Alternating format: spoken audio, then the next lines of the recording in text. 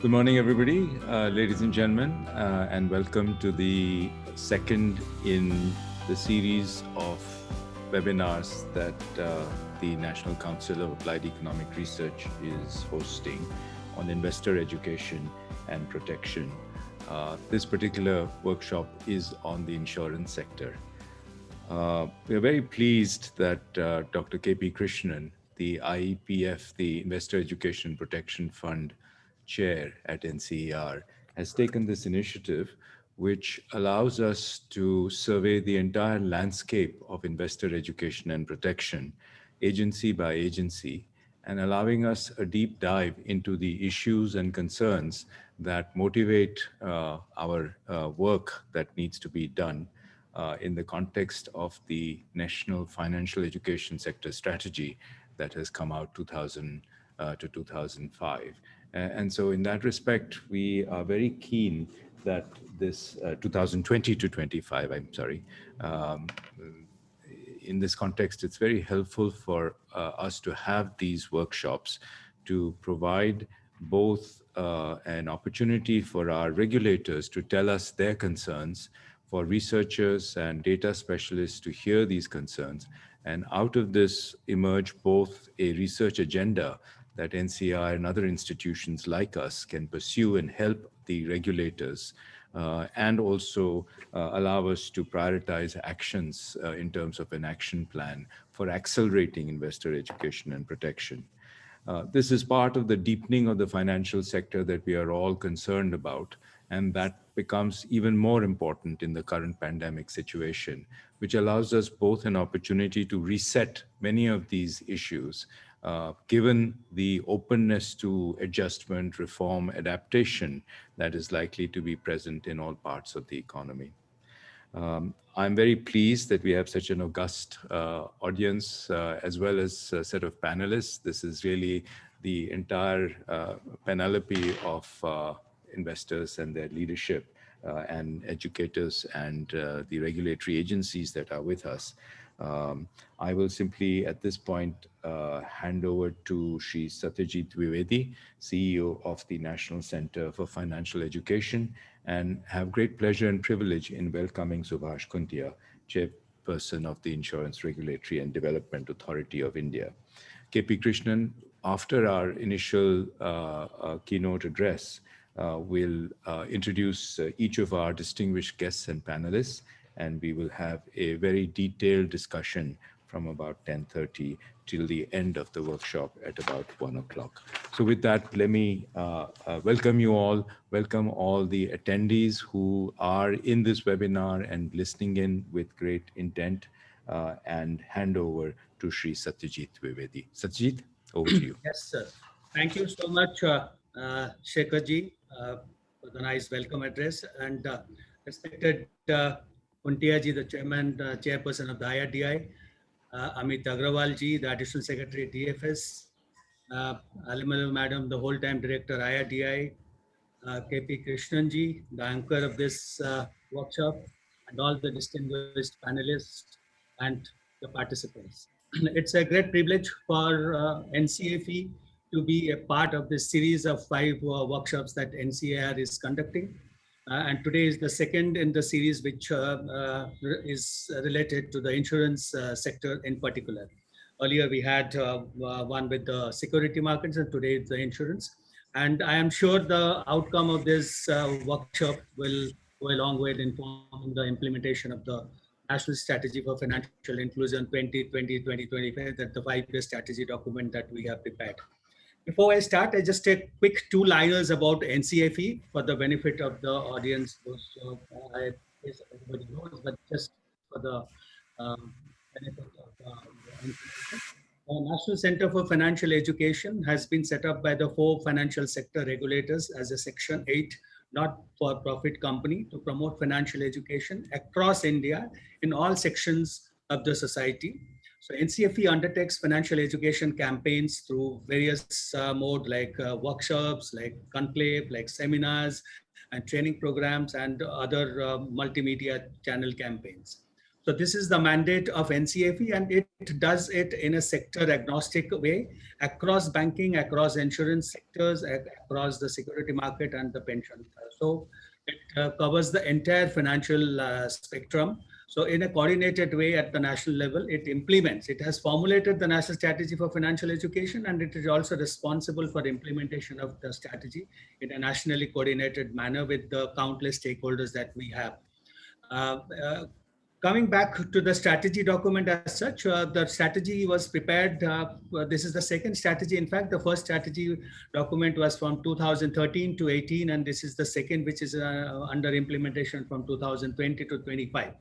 So before the strategy, what informed the preparation of the strategy, a lot of groundwork was done, and basically it preceded by a large scale survey of about 75,000 respondents in the age group of 18 to 79 across all the regions of the country in 14 regional languages through a core questionnaire. So that the survey was a very large scale survey that covered 75,000 respondents. And it also covered not only the financial literacy, but also it had the financial inclusion component built into it. So this was the survey of 2018-19, and the quick findings, the key findings of the survey, which identified the needs and gaps at the national level, where basically it compared how it compares with the 2013 to 18 survey, and in terms of it measures the changes in terms of the parameters and the levels of the parameters that we measured that time. And now we are happy to see an increase of the overall financial literacy level at the national level, which was 20% at 2013, has gone up to 27% as the 2018-19 survey. That's a recent survey that brought out. Although the overall literacy level has gone up by 7%, there are still concerns and issues which persist. Basically, the 5-6 areas where there were the identified gaps were there. One is the rural-urban divide still exists. That is a gap of about 9% in the literacy level. Then there is a gender differences. There is still a gap of about 8%, 21% of the female are financially literate as against the 29% for the male. So there's still a difference of about 8%, which was in fact 7% in the earlier survey, has gone up to 8% in the present survey. And this survey measured based on the three parameters: the financial attitude, financial knowledge, and the financial behavior. And different scores were assigned to it, on the basis of which the index was formed and the financial literacy was judged. The rural-urban divide, the male-female the differences, and there is also the regional disparities. The survey has pointed out that the eastern, central, and the south zone need to be focused more in the geographies in the financial education campaign that all the stakeholders are going to do. So these are the basic four, and also it has income level wise, the population age group wise. It's a very detailed survey report which is available in our website for those of us who are interested to see, even in the income level wise. So these 4 or 5 broad survey findings that I cited.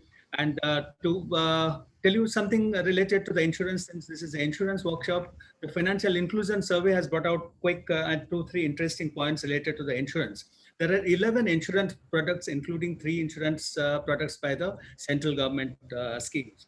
And we measured this, the survey measured this in respect of 3 parameters. One is the awareness about the product, and second is the holding of the products, and third is the operating, that is the usage of the products by the beneficiaries. In these 3 parameters, the survey in general has pointed out that the awareness level is much higher compared to the holding and the operating level of the various insurance products that have been launched, and the 11 products were surveyed and which specific questionnaire. And the reasons for not having this insurance, the survey has pointed out that more than 40% have said that lack of knowledge. So that underscores the need for greater financial education and the greater financial awareness creation among the insurance products. And more than 40% have also said that there's no need. And according to me, there's no need and the lack of knowledge are also interrelated. And these are the inclusion insurance penetration wise. And the life insurance itself, the staggering 69% of the respondents said that there is no need. And although the knowledge was higher, but they said the need is not there, 69%, and 11% said that is the lack of knowledge. So these are the basic survey findings which were prompted in preparation of this National Strategy for Financial Education 2025, 20 to 25. And it was prepared with a wide consultation with all the stakeholders, including the sector regulators, the government, 12 central ministries which were involved in this, and the financial and non-financial intermediaries. They are taking their efforts and initiatives in the financial literacy space. And coming to the national strategy on the financial education, the financial education forms the strategic pillars which sets the broad context of the national strategy for the financial education. So financial education propagation is the main pillar, and it has laid down 8 strategic objectives based on that, which are detailed in the survey, the strategy report, which is again available in all the sectors regulators website as well as the website of the NCAER. So it basically what it does, it has said that it has to be implemented in a coordinated way, and each sector regulators at NCF is not going to replace their initiatives and activities and their efforts, because the sector specific education will continue to be done by the regulators. But the basic financial education which required to be done, the NCFE will do that for, and then the process part also, the process, then the sector specific and the basic. The basic part will be handled by the NCFE in coordination with all the stakeholders. Then the sector specific will continue to be done by the sector regulators, and the process part also will be learning by doing kind of a thing. And we are, happy to inform that we are observing a financial literacy week from February 8 to 12 in alignment with the RBI's initiatives, and observing the same period, 8 to 12 of February, in which we have planned and trying to execute a host of activities for spreading the financial literacy efforts. And the financial literacy, the strategy hinges on 5C principle. To make it more simple, it is anchoring on 5C. The first C is about the content. The content has to be sector specific and target oriented. And we have content at NCFE. We have developed content for the school children from standard 6 to standard 10 in the form of workbook series. We have specific content for the adult, which is called the financial education program for the adults. And all these contents have been standardized with the approval and with the weighting of the sector regulators. And also we have content for the banks. Now we are trying to make it accessible, our contents to the banks, and we are in dialogue with the Ministry of Social Justice for doing that.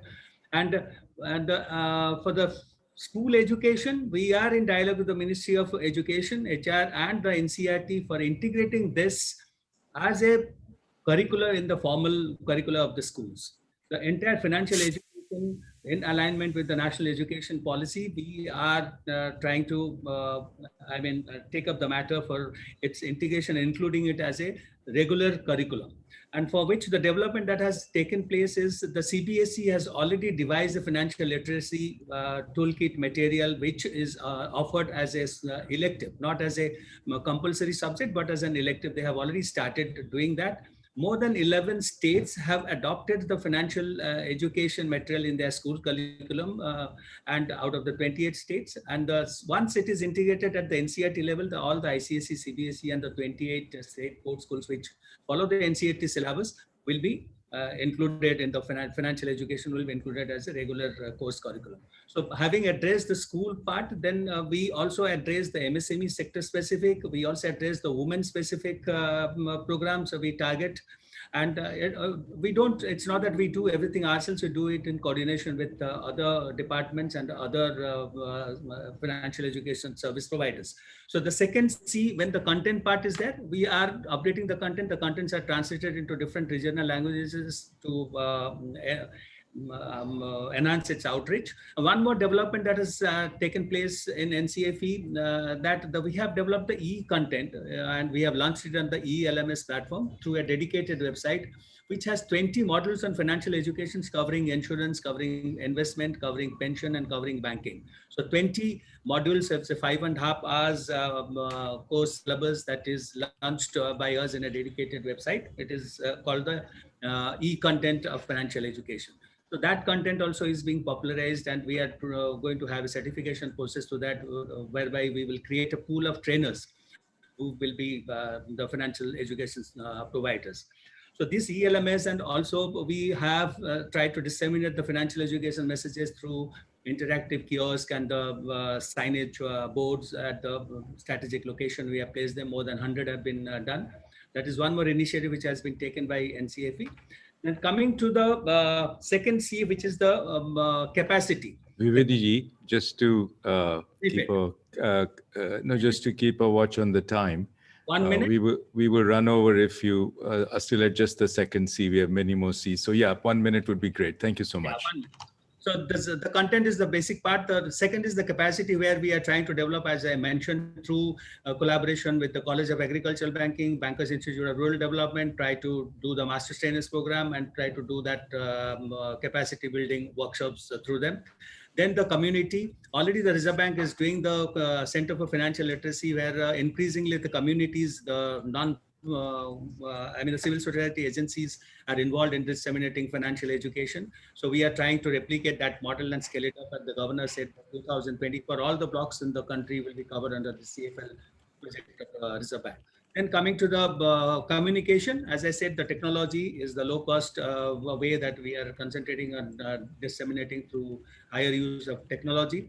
So communication, we are doing several initiatives through the support of the financial sector regulators. We are trying to develop, one was the TLMS and the other, we are trying to develop a mobile app and a dashboard at NCFE, which will capture all the initiatives of all the sector regulators. And coming to the fourth and the fifth and the last is the collaboration. We look forward to the collaboration with research institution, academia, then the civil society, the microfinance institution, the private agencies, whoever is willing. We know that the task is gigantic, and there has to be a strategic partnership and collaboration to scale it up. And that's what we always look forward to, building up new collaboration, new partnership to take this initiative forward. So these are the 5 C's. And as in a nutshell, I think I set the context, what the survey found out and what the NCFE, and we have a detailed roadmap with annual action plan up to 2025, March 21 to March 25, what is to be done and who will do what. So, and that has to be monitored. We have a monitoring mechanism at the FSDC level, at the highest level, then the TGFI, the technology, technical group on the financial inclusion and financial literacy. The quarterly monitoring is also there to monitor the progress, and there will be a review after the 3 years, an impact assessment and the concurrent evaluation at the 3 years, and then the 5 years, another evaluation will be there of the strategy. So this is in a nutshell to set the context for the discussion. I once again thank NCAER and the Christians particularly for recognizing the role of NCFE in this series of workshops. Thank you, sir. Thank you, Satyajit. Very kind of you. And this gives us a very comprehensive foundation on which this entire workshop can be based. And again, congratulations for NCFE for all the work that it's been doing and of course is continuing to do. It's my great pleasure now to introduce Subhash Khuntya, Chairperson of the Insurance Regulatory Development Authority of India.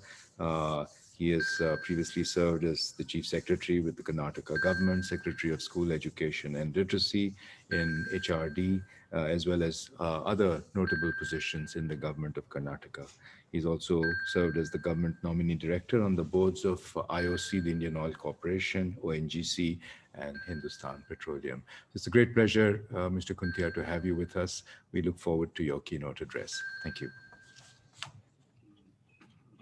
Director General of NCAER, Mr. Shekhar Shah,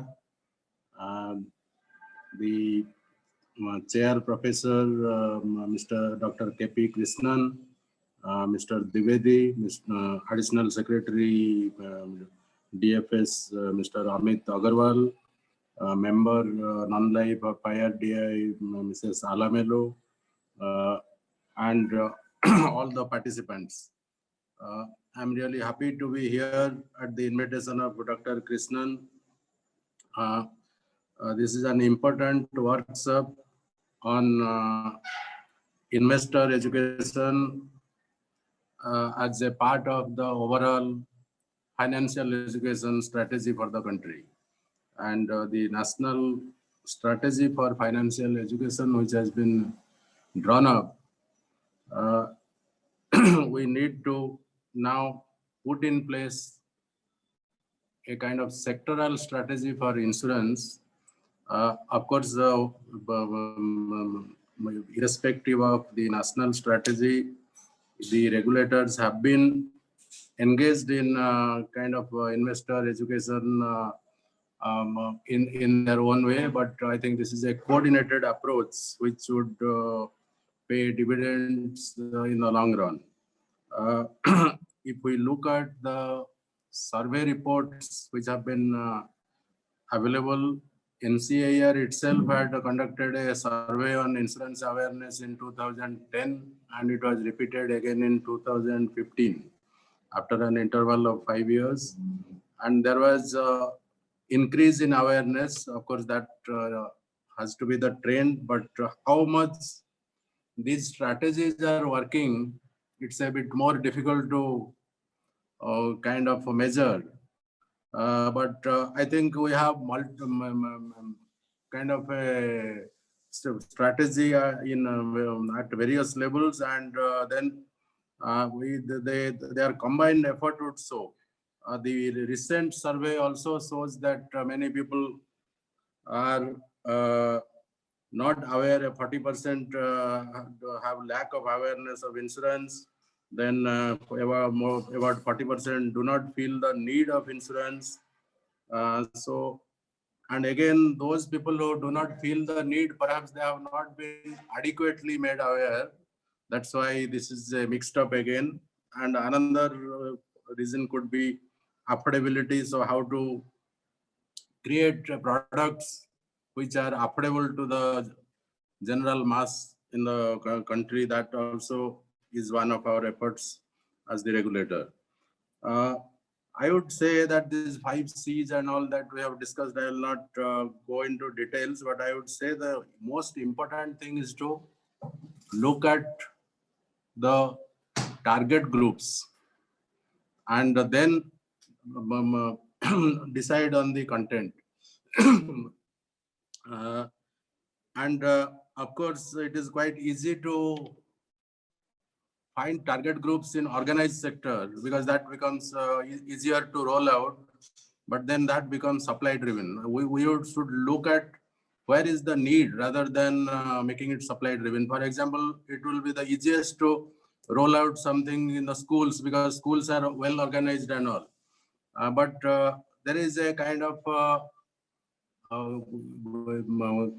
load on the school students. Having been Secretary of School Education, I would know that we were bombarded by various ministries and departments to keep on adding content which is relevant to that ministry and department, but there is a limit to how much the syllabus can be expanded.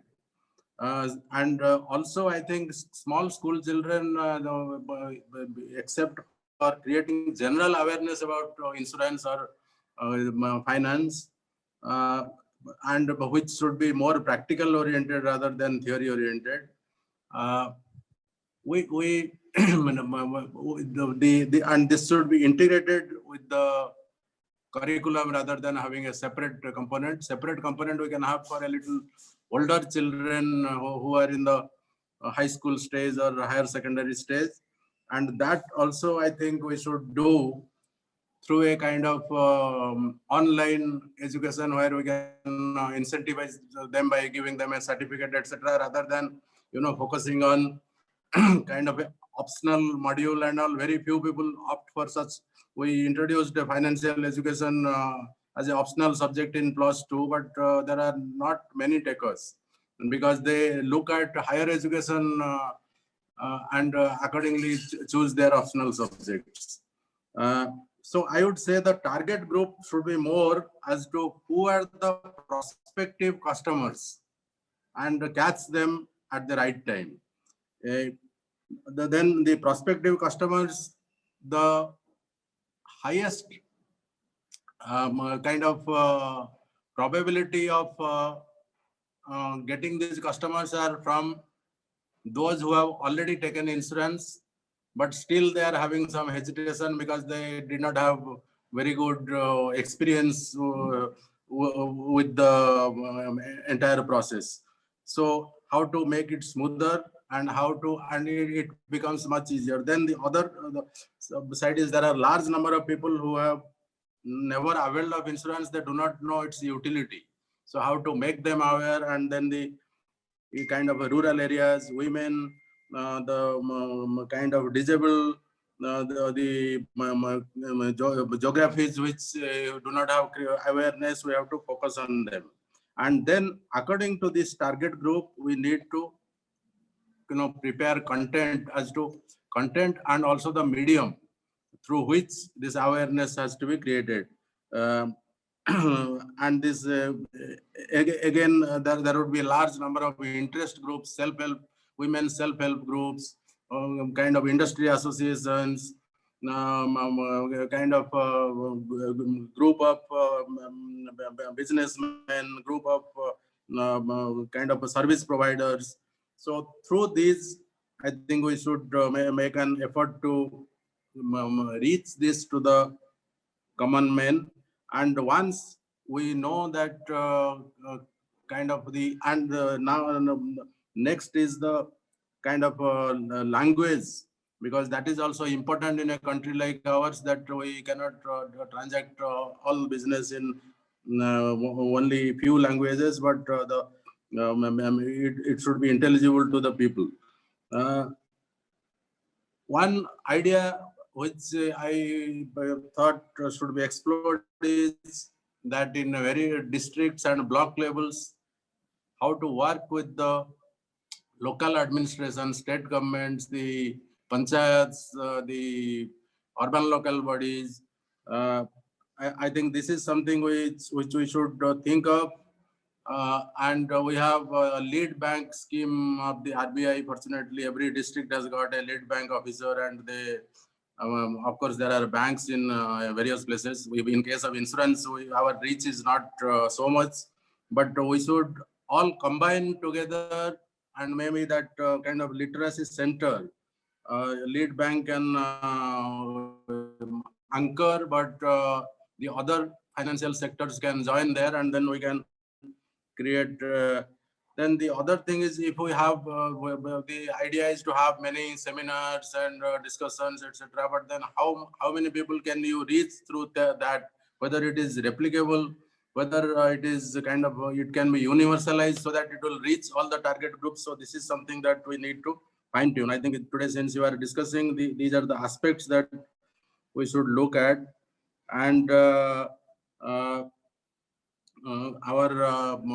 kind of protection gap is between 80 to 90%. That means only about 10 to 20% people have got the protection that they need, whether it is life insurance or the general insurance, because our insurance penetration in the country at 3.676% of GDP is way below the world average of 7.13%. And in case of general insurance, it is even worse. It is only 0.94% of GDP as against the world average of 2.88%. So the reason is not far to seek, kind of lack of awareness, then lack of appropriate products which are need-based. So of course, the regulator is engaged with the insurance companies to do that. And another thing that we have done is kind of, we have the aspirational districts in the country, which are supposed to be the most backward. We have asked every insurance companies to adopt one aspirational district where this kind of awareness creation needs to be done. And we had actually taken up some activity in Tripura, which has given good results. That in Tripura, state government wanted to have 100% insurance inclusion among all families. Similar thing, we are planning in some of the blocks in Arunachal Pradesh, and with active participation of the specific insurers. So this can continue. Use of IT will be a big boon in this process, because we can do a lot of activities, kind of monitoring online, and the content also can be standardized.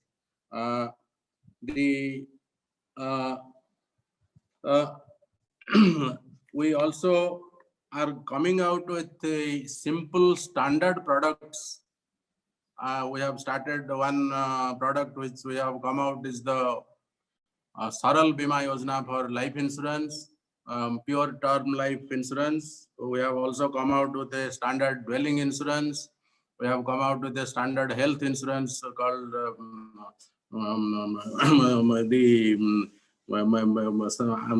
Arogya Sanjeevani. These will help people to find out to kind of simple products which will fulfill their need, and it will be much easier for creating awareness. And this will continue. I can say that the insurance inclusion is at a very low level. For example, the dwelling units in the United States, more than 95% of the houses are insured, whereas in India, less than 1% of the houses are insured. And this kind of in case of motor vehicles, third-party insurance, though it is compulsory as per the Motor Vehicles Act, only 57% of the vehicles are insured. So that there is a great opportunity, and I think this awareness creation through kind of various media that can be continued, and we are now that the national strategy for financial education is in place for insurance, we will be also coming out with a sectoral strategy in IRDAI. I hope that this today's deliberations will be useful, and some new ideas will come. For example, various types of insurance products are available, and they are available with the different insurance companies. Now our effort has been to create a kind of a combination product where different needs can be met using one single combination product, and people have to deal with only a single insurance company which will act as a front.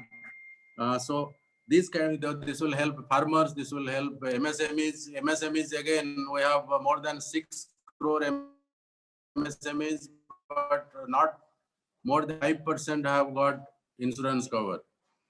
So this shows the gap in insurance, and we have a great opportunity. And I think we have prowess in IT. So I think in India we can use the IT and technology in a big way to make a difference. And of course, the evaluation of our strategy, how these are working, and fine-tuning them from time to time, that also would be extremely important. And all the different stakeholders who would have to come together to kind of make this kind of serious effort so that it will benefit the common man. That should be our idea. So I wish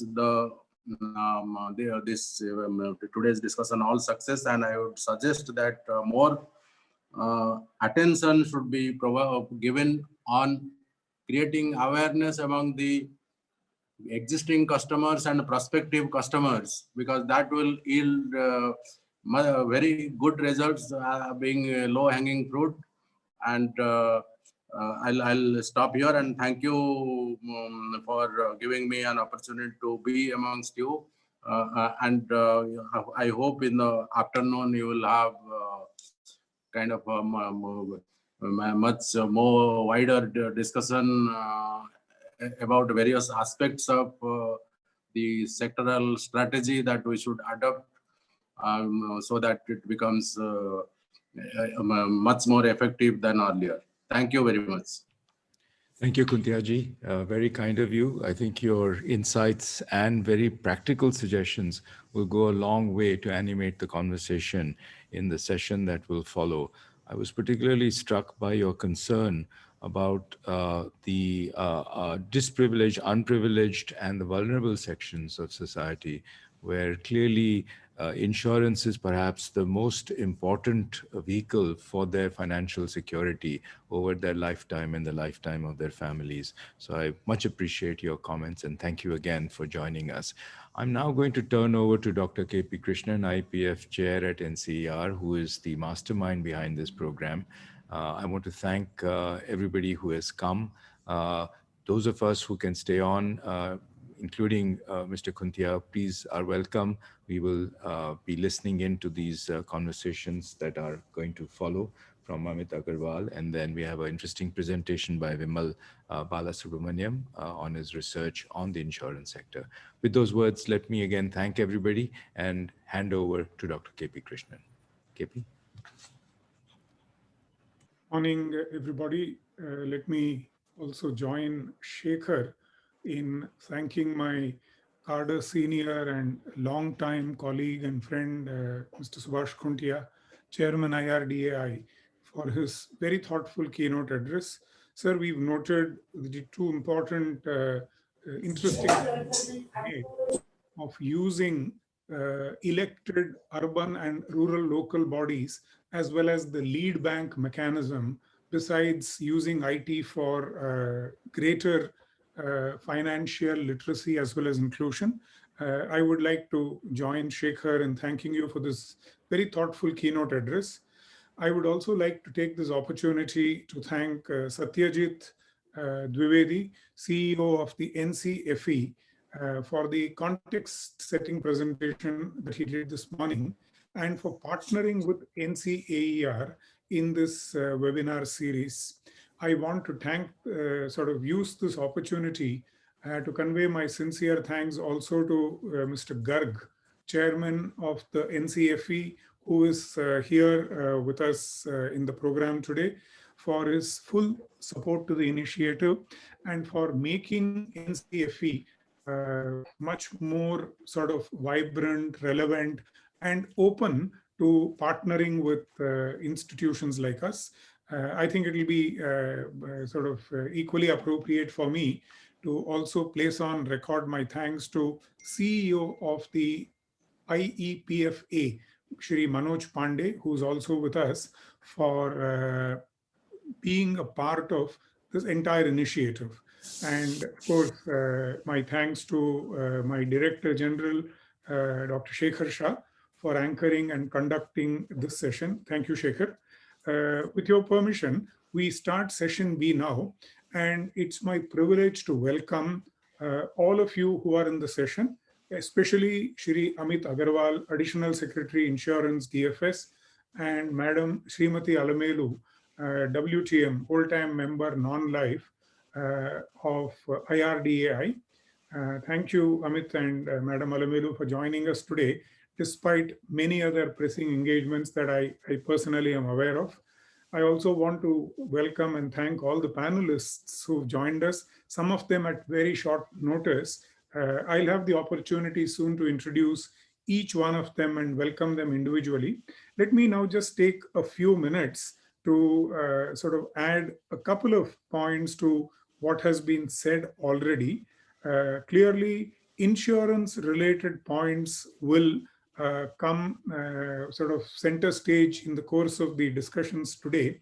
But as chair holding the position of regulatory economics, I just want to draw attention to the importance of information asymmetry as a sort of a serious point in the financial sector, and how therefore appropriate it is for the entire set of regulators in India, the FSDC subcommittee, to focus on something which may seem like an academic trivia, but is actually at the heart of the consumer protection issues in finance, namely financial literacy and financial education. So that is the sort of the context of this entire webinar series. We've mentioned the details of this. Mr. Shaktikant Das was the keynote speaker when we launched this on December 16th. December 28th, we had a full half-a-day webinar like the one that we have today on securities market. And today we are privileged to have the entire insurance sector hierarchy, the regulatory and the government hierarchy, as well as very important players with us. Now, to start this session, I'm going to call upon Amit Agarwal, AS Insurance, to outline the perspective of the GOI in these issues, the Government of India's perspective on these issues. Amit has battled the entire North Block road traffic sort of blocks on account of Republic Day parade. I think they suddenly put up more hurdles than he was expecting, but nevertheless, he's managed to reach his office in time. I'm glad that he'll be now addressing us as scheduled. Just a quick introduction. Amit is an IIT engineer who has spent many years working in the area of finance, both in his cadre state, Chhattisgarh, as well as in Government of India. Immediately prior to becoming AS Insurance, he was JS Banking Operations in the Department of Financial Services. He spent many years as director in the PMO, and we had the opportunity to be colleagues when, after his PMO stint, he worked with me in the PM EAC, the PM Economic Advisory Council, at the start of this decade. Now over to you, Amit, for presenting the government's perspective.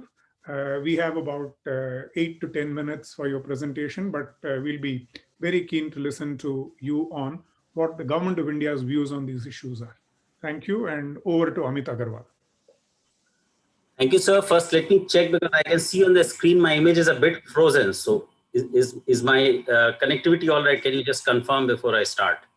Amit, we can hear you. You are frozen, but we can hear you clearly. Okay, right. Then I'll proceed on that. Yeah. Thank you, sir. This is, I was just trying to step back for the topic and take a look on where we are, and which really takes us back to the Malhotra committee and the whole issue of even the supply side was not laid out, and of course the demand side was there. And 1999, 2000, the entry of the regulator, the private participation in a big way, foreign investment increases and liberalization in that, the development of the full-fledged regulatory framework over time. And what really the data shows that the last 2 decades, what has happened is the supply side has pretty much been in place now in the insurance sector. And if we look at the growth in the insurance density, which is the premium per person, in the 2 decades, the insurance density has grown at roughly double the rate of the per capita income. So on that metric, one would say that the insurance sector as a whole has done, well. However, if one looks at the penetration side of it, the growth is much less than one would have hoped for or one should aim for, and clearly there is much more to be done. Some things have been done over the last few years in terms of certain products to reach, to increase micro insurance cover in particular, to reach farmers and so on. But even with that, the level of ambition has to be far more. Now, the reason I mentioned this, given the topic for today, was that while this is the supply side, the demand side too has a great role, and education and protection are center stage for the demand side. Only if we address that will there not just be a push of insurance product, there will be a full part of it. So I really compliment you and NCAER, NCFE for today's webinar, where you're putting together all stakeholders and perspectives on this, and that's really useful. Insofar as the direct part of investor protection goes, it is directly invested both under the Insurance Act, Section 114, various clauses, as well as Section 14 of the IRDAI Act with the regulator. So like in every other financial sector, the investor protection part is really speaking lies in the domain of the regulator, and government has more of a supportive role, or if there is a call for legislative change, etc., there is a need for that. And while education is not specifically mentioned or awareness, that's of course goes hand in hand with protection, and regulators have really been working at it, both individually and collectively through NCFE and other means. So that is there. Now, the way I look at it is government's role, really speaking, in such a situation is more of an enabling ecosystems and processes and incentives, which would subserve greater consumer protection, greater consumer awareness, greater consumer interest. And it is in that connection I would like to make, broadly speaking, exactly 3 points.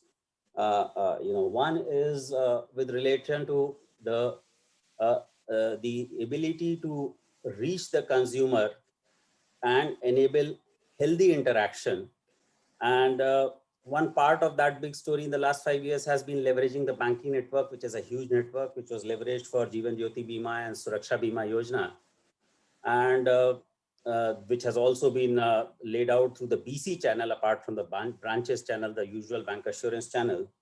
And we really need to figure out how, while addressing all the insurance protection concerns, this huge network of banking correspondents with this huge reach in the rural hinterland of India could really be leveraged in a greater measure for doing things. The other counterpart of it is also the digital part. Now, banks are at the verge of unveiling some major plans for rapidly digitalizing delivery of all financial services, including cross-sell services like insurance. Now, these channels will this is basically in the form of creating an enabling infrastructure, which will facilitate a competitive rollout of such delivery and services. And such platforms, as we know from the web aggregator experience, offers a very healthy means of interaction, and the claims data and everything bears that out. So under IRDAI's regulation today, we have already as many as 22 web aggregators. So this online competitive approach really helps underscore investor protection as well as awareness in a big way. So banking channel is one thing. The other part, again, which the regulator, the chairman, has been talking about is the need for simpler products, simpler term insurance products, where the possibility of mis-selling is less, but the ability of the consumer to understand the product is higher. And like we had in the case of Suraksha Bima, Jogan Jyoti, Fasal Bima, there is a scope for many more such products for areas which are under-penetrated, and such simpler products automatically increase investor protection in both ways, through insurance cover as well as the lesser ability of mis-selling. And the state can play a role here in helping enlarge reach, as in the other cases. So this was one broad strand of thought, that have simpler products, have enabled reach, both through the banking channel, through other channels, and through digital channels. The second point, sir, that I would like to touch upon is that consumer protection, after all, is underpinned ultimately by greater competition and greater consumer choice. So like I mentioned, the web aggregator framework, through the insurance market, that greater competition always. Today we have 60 plus insurers, 22 web aggregators. The consumer has greater choice in everything. But it's not only through the insurance market that such choice is enabled. The financial market too has a role here. So as greater listings happen, as greater equity comes in through FDI and other means, there is, investors really, while evaluating a company, ascribe value to the ability of an insurer to retain their customer base. And they look at things like persistency rate, they look at claim settlement ratios, and they ascribe a value. Now, an entity which is widely held, where there's wide investor participation, there the investors are not locked in like a promoter equity into one particular entity. That is an investor community, that is finance, which votes with its feet on the basis of its assessment of whether a company is in fact delivering value to its customers. And therefore, there is a continued need to continue to deepen the financial part of it, greater financial participation in the insurance sector, and greater disclosures, listings, all of that, which will really, speaking, end of the day, not only serve the financial markets well, and the investors well, and the companies well, it will also ultimately benefit the consumers, because there is value which investors today, even today, very well attached to persistency rates, claim settlement ratios, and so on. That was the second strand, which I think has to continue, has been driving government policy, and will continue to drive policy in the times to come, and which will, at a very different level, by creating the incentives and disincentives in the system, influence and further investor protection. The third point, sir, is touches upon a point which Dr. Krishnan just made, is about the need to look at the investor beyond silos. The investor is one. Regulators individually, of course, have been doing their efforts in their respective domain. And the information asymmetry, so like the Sumit Bose Committee's recommendation, which the government has recently taken up, and all regulators are also agreed, creation of a common depository of all potential avenues of making investments with all details. That depository is being very much in the works and is being created. But beyond that, in addition to the depository, there is a need to look at whatever material is put out. The consumer does not need only information. He also needs ways of making sense of that information, and that whatever information is put out for that. I mean, I may be a consumer, I may have some disposable income, which I can put in for a lock-in. I may be looking for the short term, I may be looking for long term. I have a need, I may want a mutual fund product, I may want a pension product, I may want an insurance product of various kinds. And I should have, some public repositories and means to do that. Now, this is something which is perhaps best taken forward through an entity like NCAER and through the collective efforts of the regulator, and government can pitch in and help there, beyond, of course, like, anchoring the effort to create a repository. So these were my 3 broad strands of thought, and that I thought I would share with you today. And with that, I will just conclude my short summation. And over to you, Dr. Krishnan. Thank you, Amit. That was an excellent overview, and 1 minute less than the time that we had allotted to you. So you helped us get a little back of the time. You drew attention to a point that Mr. Khuntya had also made. Low penetration and simpler products, 2 points were common, but I think an important point that you made is the need for sort of a financial sector view and not merely a subsector view, and the need for sort of more deeper reforms as well as greater financial sort of participation. Important points. Once again, thank you for making it despite the tremendous pressures on you on the eve of budget. And I want to thank you on behalf of all of us here for that excellent overview. Thank you, Amit. And now, can I come to one of the key activities of this webinar?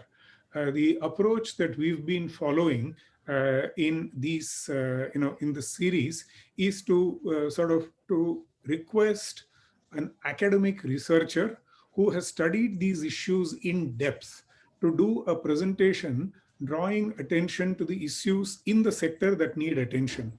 I am grateful to my young colleague, Vimal Balasubramaniam. We've had the privilege of working on many issues together when he used to be a researcher at the NIPFP. He now is with Queen Mary's College, London. And I want to thank Vimal for agreeing to join us at this not very convenient hour, for you, since you are in the United Kingdom.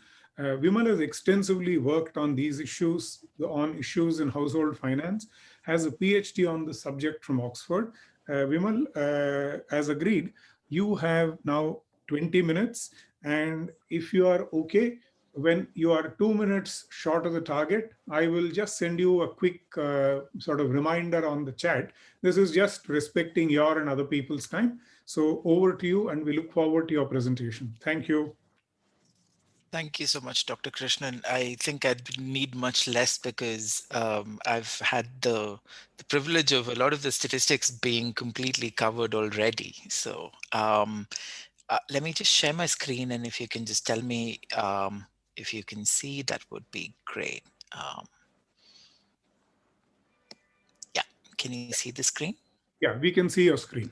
Okay, fantastic. All right. Thank you so much for the opportunity to present on the subject, and I look forward to the discussions. And I really enjoyed the big picture perspective that's been established. So I'm just going to go straight into what the household perspective on the insurance market looks like. So this is just a simple plot of the proportion of people in the Consumer Pyramids Household Survey, which is conducted on a quarterly basis since 2014, suggests about participation in the insurance market, and rather sustained participation in the insurance market. What we see here is a consistent and steady rise in participation, as Mr. Amit Agarwal also commented. Different measures kind of tell you a different story about where we stand vis-a-vis the insurance market. barring the post-COVID hiccup in terms of what people could access, rather what people could sustain as commitments into their investments and financial products, you can see that the trend is pretty straightforward and clear in this picture. The trend, however, also masks a vast urban-rural divide. So you can see that the proportion of people who have life insurance, the proportion of people who have health insurance is at least 20 percentage points lower on average in rural areas compared to urban areas. So this speaks of the dichotomy that we have to sort of deal with when thinking about financial education and literacy. On the one hand, you have a vast array of people in urban areas getting onto the insurance market on their own volition. And then you have a vast array of the rural population not participating in the insurance market to even begin with. So this trend suggests that we need a sort of a two-pronged approach to addressing the challenges that we face here. Now, again, this masks yet another heterogeneity, which is the fact that across states, there are massive variations in what the insurance, well, I don't want to use the word penetration, but insurance participation looks like. And you can clearly see here that the pattern is not entirely obvious. So for instance, if you look at very economically more developed states also have as little incidence or participation in the insurance market as you would see in other poorer states of India.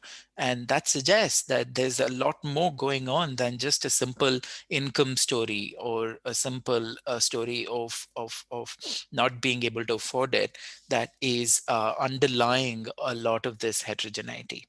And as was very helpfully covered earlier on in today's session, the National Center for Financial Education has done a tremendous job of digging deeper in thinking about awareness and demand. Now, I just want to introduce a very important distinction between awareness and demand. So what I mean by that is it's entirely okay for people to be aware of a product and then choose not to demand it, because it is entirely the consumer's sort of willingness to purchase or participate that matters. And this is going to be the story of what I'm hopefully going to set the stage for in the discussion.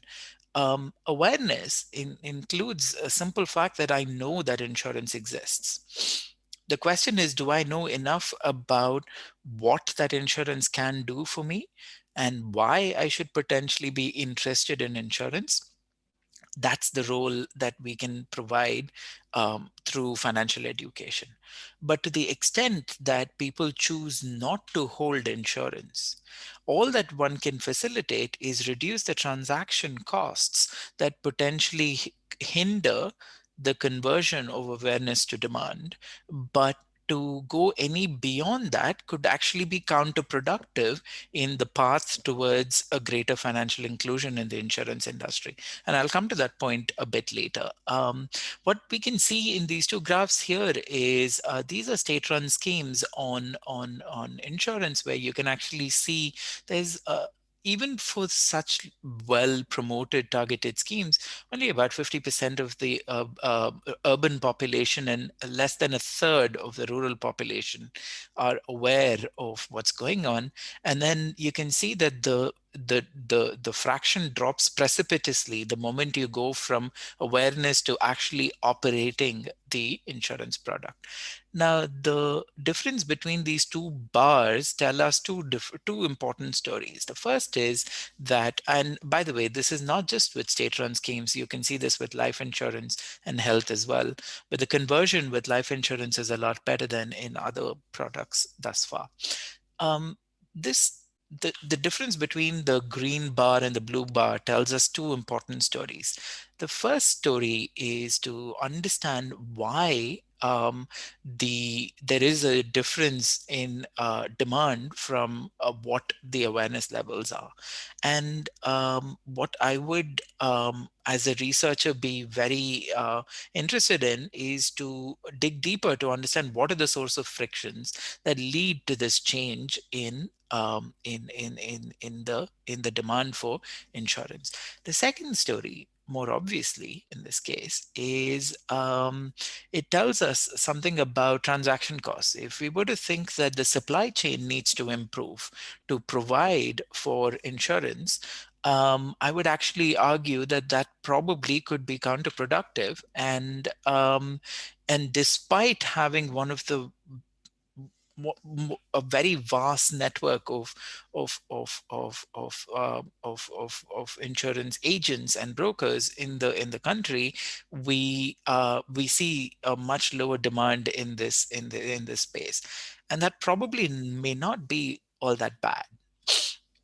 So to shed light on the first of the 2 points that I made, the financial literacy survey through the NCFE sheds enormous lights on three rather important things that was picked up earlier as well. So the lack of knowledge is clearly a big part to play. But then if you notice, the lack of knowledge is only 11% in for life insurance. Okay. But 69% of them actually think that they don't need life insurance. Okay. Now, what happens when somebody thinks they don't need it, but end up purchasing that product anyway because of different reasons that may be propelling them to purchase that product? What it basically does is it ensures that they don't participate in insurance markets in the future.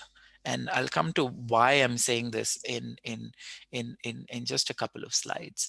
The second thing that you can actually see is there's an interesting sort of variable in the survey that says banks are too far away for me to be able to do this. So it captures transaction costs of getting access to these products. Now, I would actually say that it's heartening to see that it's only 10% of the population that think that this is indeed true, but a substantial fraction think they don't either need it or they lack the knowledge to be able to participate. I think households that think they don't need it are expressing that choice, and we need to think of the subgroup to focus on is this half, the ones that have not chosen to do insurance because they think they lack the knowledge to make a decision. It does not mean that all of these people are going to buy insurance. It just means that they can decide whether they need it or not need it.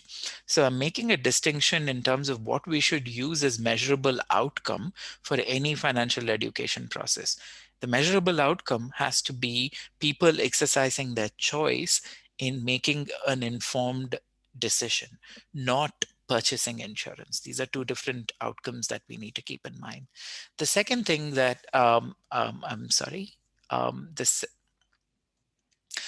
so I just want to quickly summarize 5 points that hopefully lead to the discussion that I very much look forward to. What do we know about financial education and effective financial education? I just want to point out that caveat emptor works as long as the buyer is actually an informed decision maker.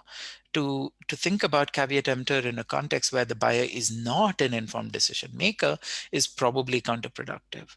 And what the academic literature tells us so far is if we were to wait for people to voluntarily seek financial education, those who actually seek it probably don't need it. But those who actually need it, even if you reach out to them, don't end up using it when they're actually taking informed decisions. Now, does this mean we shouldn't try something? No, I'm just saying that the task that lay ahead of all the regulators, not just insurance, and the NCFE and academic researchers like me, is even harder, because what we find from our research is general education about financial concepts, be it simple compound interest, or thinking about understanding what is the total insurance premium that I should be considering in terms of the cover that I would need for my family. All of these things require very specific product or sector specific concepts that people need to learn to make better decisions. So general education is not going to help make better decisions on specific products that individuals will be confronted with. So designing effective financial education is actually a remarkably difficult task, because it varies by states, it varies by context, it varies by objective. And all that I can urge is, there's a whole world of academic research that provides us with the tools necessary to understand what works and what doesn't work. And we need to contextualize that research in the Indian context, understand what the research will tell us about the approach to use for insurance for different kinds of individuals in the country. And this is only possible with constant research and experimentation. And we need to think about the challenge ahead of us, in that we need to customize to products, to consumers, and at the same time we need economies of scale. And the NCFE is in a nodal place to be able to pull together all this that's required for the economies of scale to do this, and use digital platforms and other ways to reach out. One of the simple things that we could do is to understand whether evaluation approach to what should be scaled up nationally, what should be scaled up locally, in when I say local, I mean within a state, is probably a helpful approach to thinking about adopting separate different types of education policies.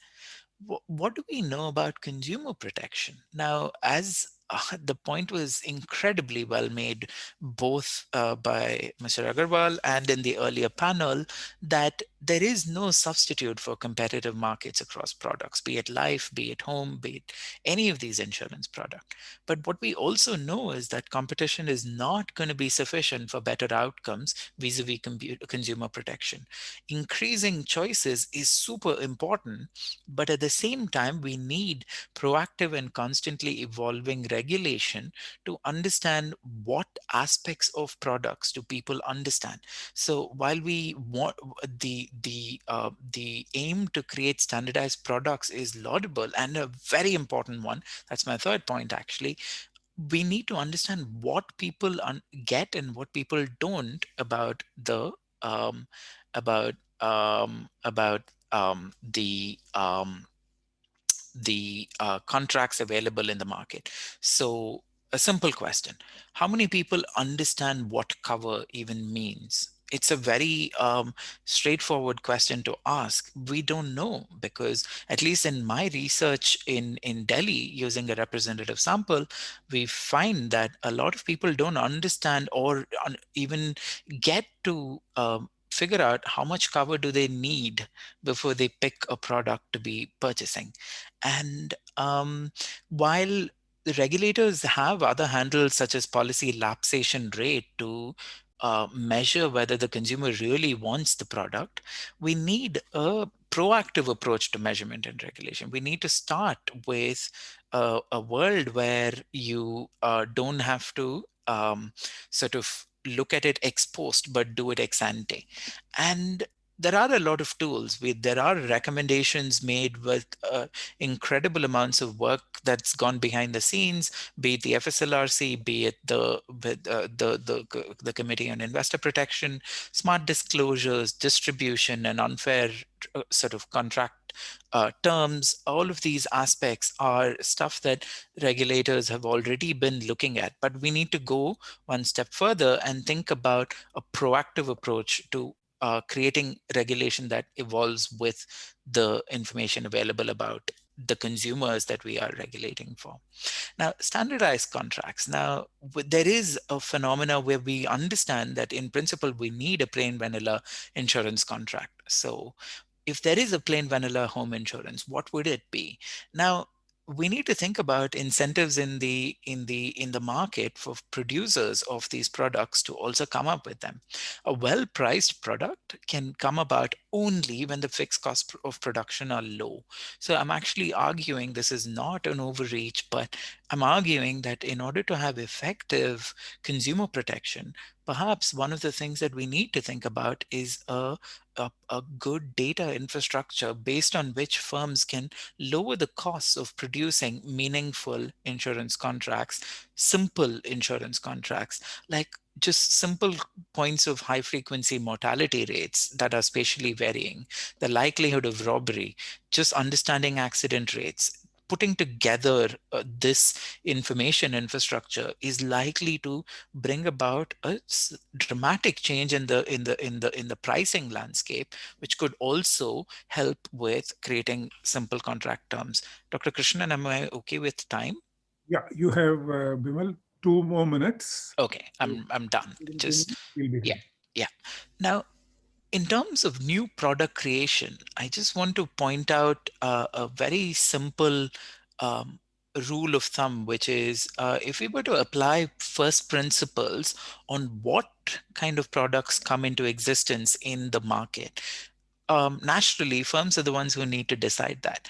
But on the other hand, as regulators or as policy, as far as policy goes, we need to think about the appropriateness of these products also as a part of the consumer protection framework. So I did a simple search on Policy Bazaar, and I've been looking at all of these aggregators, which are superb. But one of the things that caught my eye was the fact that the lowest price for a 34-year-old male who takes vitamin supplements, that was the requirement on the aggregator for me to look up prices, is about 708 rupees per month for a Corona Kavach, the coronavirus insurance contract. Now, if I were to put that aside and go into the terms and conditions of all of these contracts, it says explicitly exclusions include unproven treatments for most firms. Okay, all like at least 6 or 7 products I looked at, it says, well, I'm not going to cover it if the treatment is unproven. And the policy was introduced in July 2020. Now, this is a problem where globally we don't have a proven treatment for the concern. Now, fear could potentially drive demand to purchase this product, but should we be creating COVID insurance policies? We need to use first principles to ask what legitimizes the creation of these policies. What is proven treatment? We need to, the household may not be able to look into what these contract terms look like, but we as policymakers and academics should be looking into these exclusions and understand whether this is even something we need to worry about. And at the same time, how can regulators enable an environment for better product innovation? It is such a tricky balance to play because you can't propose a product because that's hindering the market process, but you have to enable the environment where this is happening. And I see that there's a lot of traction through the FSDC as well as the IRDA in terms of understanding how one can go about doing this with microinsurance. And lastly, I just want to point out the reason why I've been saying if people don't want to buy, it's probably a good thing that we don't get them to buy it in the first place. So the likelihood of you getting COVID is only 2.4% in Tamil Nadu right now. Okay. And if I have to buy Corona Kavach because somebody is asking me to buy it, I don't fall sick because I've kind of driven myself to purchase it because of fear, because of any of the other reasons that are not rationally reasoned out. For every 100 people who buy Corona Kavach, only 3 of them will use it because that's the incident rate. Now, 97 of them will never use it.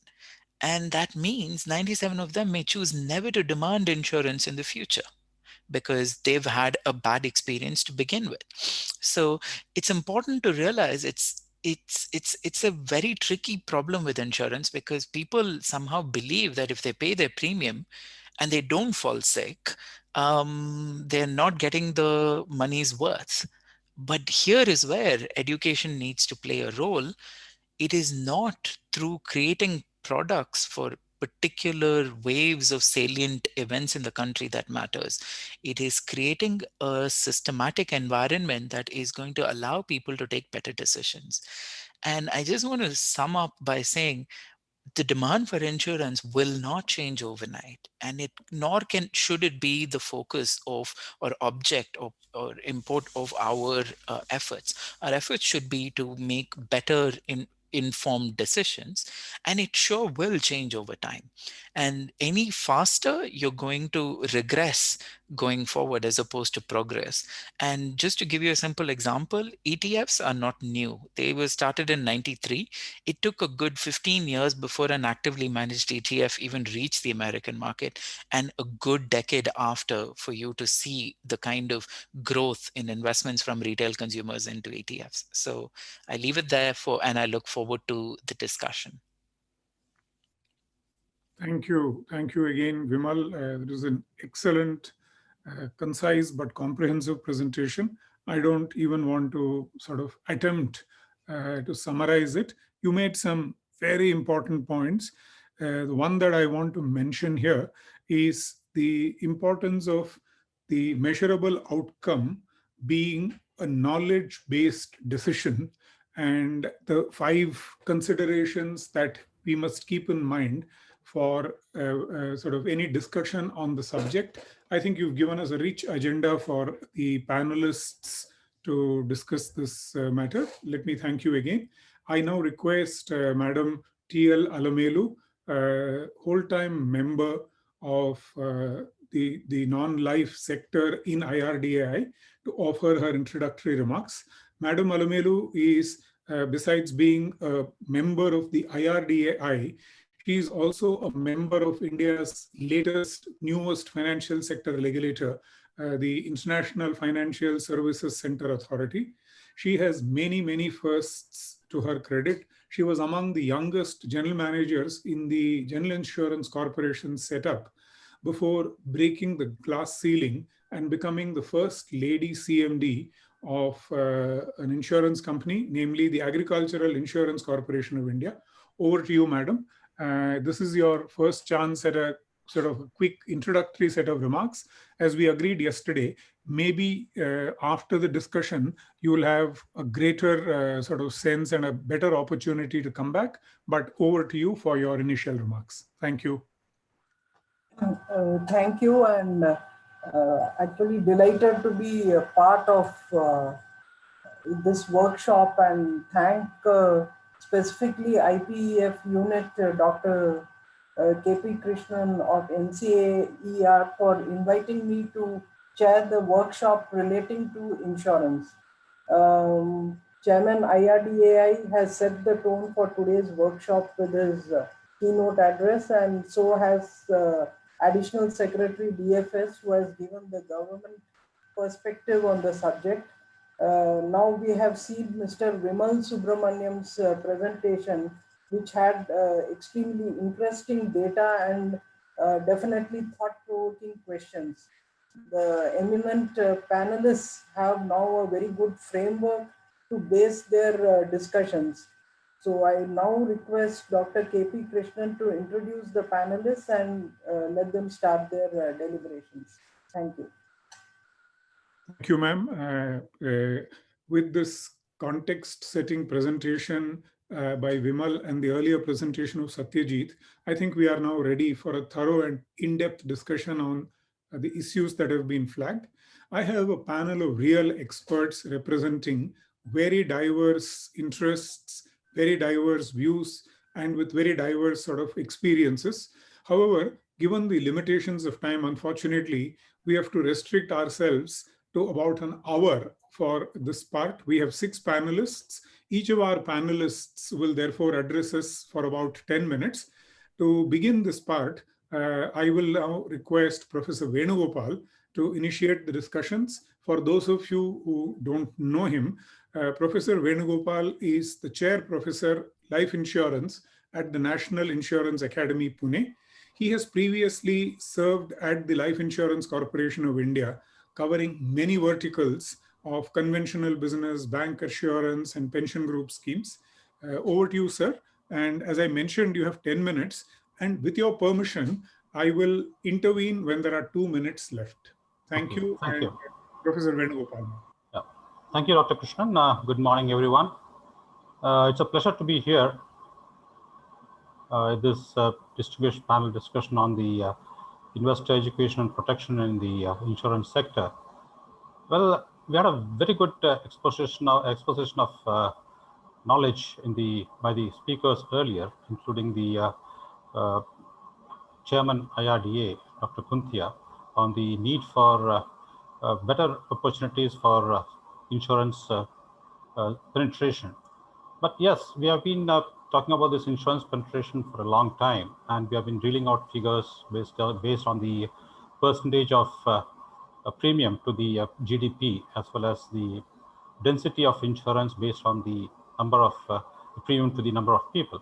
But based on the experience and based on the way we have been doing business with 24 insurance companies, life insurance companies after the opening of the insurance sector, I believe that we should have a different method of calculating the penetration in India, especially because of the various factors which we have been facing, that the lack of knowledge and people, the figures that has been reeled out says that 69% of the people feel that they don't need insurance. Probably that's because of the fatalistic nature of Indian culture. We always believe that nothing is going to befall us. It's only the neighbor who's going to be affected by all the catastrophes. True, but then what is required in this context is that we need to have definitely insurance awareness. We do have after the private insurance companies have come in. They have definitely been informing the customers in their customer engagement programs. What are the need for what is the need for insurance, and what is the premium that they have to pay? And the web aggregators also have been playing a very good role in this aspect. In spite of that, we find that the growth is not commensurate to the efforts done by these insurance companies as well as the other intermediaries. But yes, the education is more important now.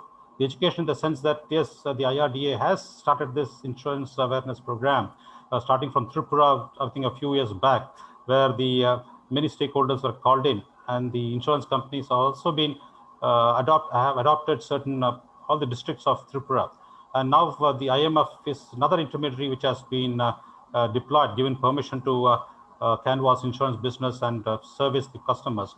Another point which the IRDAI chairman said is the aspirational district. Yes, the insurance companies as well as IMF have adopted these districts for propagating insurance. But even then, we have to go a long way.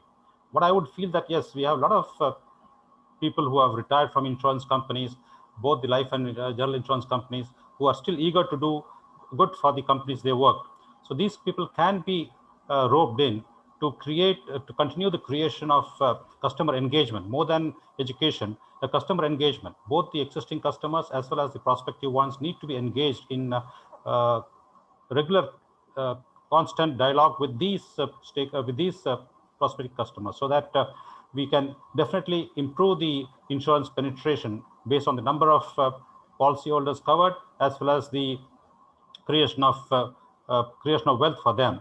Because ultimately, what is seen now today in Indian context is whenever there's a catastrophe takes place, there is a rush for insurance buying.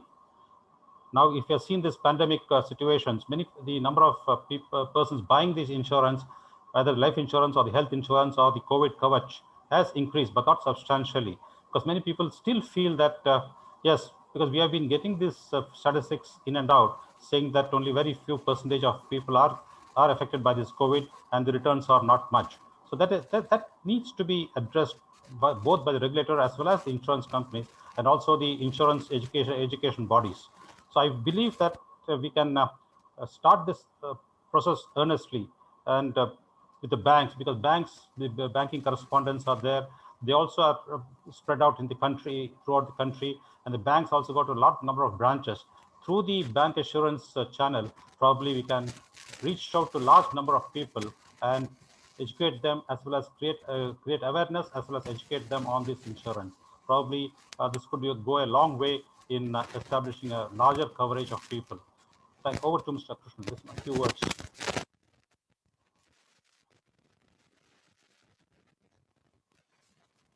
Professor Venugopal, you have more time, sir. You have another 3.5 minutes. Shall I come back again? What?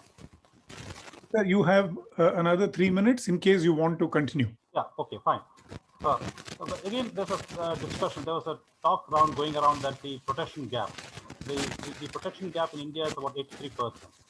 That means that only 17% of people are protected adequately, or in the sense that each individual is getting a protection of 17%, whether it is a life insurance or general insurance, and the health insurance also. So what is required is this education. Education plus awareness need to be taken care of. Of course, like I said earlier, the fatalism. People always feel that nothing is going to befall on me, and then it's only the neighbor who's going to be affected. So that fatalism needs to be changed, and then takes. Of course, it's not going to be overnight, like Mr. Vimal said. That all this, the requirement of demand for policy from the customers is not going to be overnight. We need to persevere with our efforts, and especially the insurance companies need to adopt these villages, these districts, as special districts or the other districts in a in larger numbers, so that they can really reach out to customers, especially the rural, so that the urban-rural divide can be reduced to a larger extent. And then just another thing is the communication of these insurance benefits in a simple way. I believe that IRDAI, the regulator, has come out with these comic strips some few years back that can be continued, so that the awareness campaigns can have this have the distribution of these comic strips, how insurance can help the people. Over to Mr. Thank you, sir. Thank you very much. You made some important points, and equally important, you've done it within, in fact, a little less than the time allotted.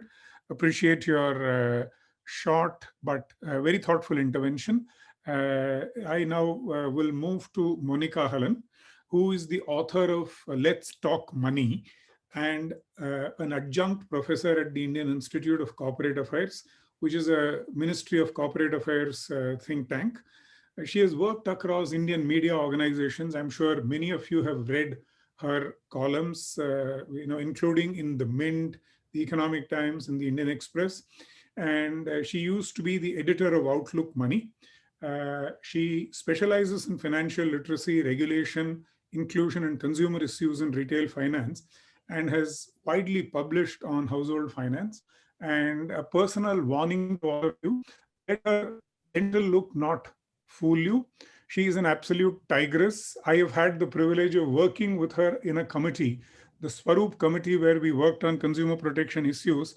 And beyond being flippant, I think we entirely owe it to her that a very important issue like the ULIP was very constructively analyzed and exposed by her. There were a lot of problems with ULIP, but I think Monica's singular contribution is bringing it out to the public domain, but more important, also doing an enormous amount of serious research and perhaps some path-breaking academic papers on the subject. Over to you, Monica. We very keenly look forward to listening to you, because you are the only serious consumer activist in the panel. All the rest of us are either academics or represent other points of view. Besides Mr. Vinay Sahu, who's the enforcer. Over to you. We look forward to your presentation. And in case you want to do a PPT, I believe we've enabled that. And as with the others, I will gently remind you when you've done 8 minutes, you have a total of 10 minutes. Thank you. Thank you so much. I think, Dr. Krishnan, you've scared everybody already. So I'm hoping what I am going to say will actually not scare them further. But thank you so much. This is a really important conversation. And I want to take off from where Vimal left off to say that you cannot supplement, you cannot replace investor education and financial literacy. With regulation cannot be replaced by education and literacy. They are two sides of the same coin, but education and literacy can only be done if regulation has allowed a good marketplace and there is no market failure. And I will take the liberty of doing a very quick, short presentation where I'm essentially saying that there has been this whole ecosystem which says that the Indian household is irrational. She buys gold and real estate. Um, uh, and it is really a demand side problem. I think there is a supply side problem. There is a problem of multiple regulators with turf issues. There is a problem of the form of the product rather than the function, which becomes really important when you think of things like regulation, taxation, and investor choice. So we have to stop blaming consumers because the marketplace that we have is based on a neoclassical economics version of free markets where utility maximizing economic agents choose products they need once firms make full disclosure.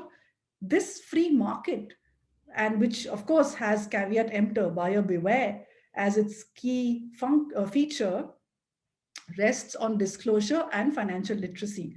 Disclosure addresses the information asymmetry piece, and then financial literacy sits on top of that. But, do disclosures really work? Indian regulators typically throw a lot of jargon and thick documents. Anyone who has signed on a home loan knows that you have handed your life to the bank because you're signing on blank checks. And if you try reading an insurance policy document, I think you need a degree in law and finance to decode that. Disclosures are fuzzy. So there's a market failure right there. Let's look at Mediclaim policies, for instance.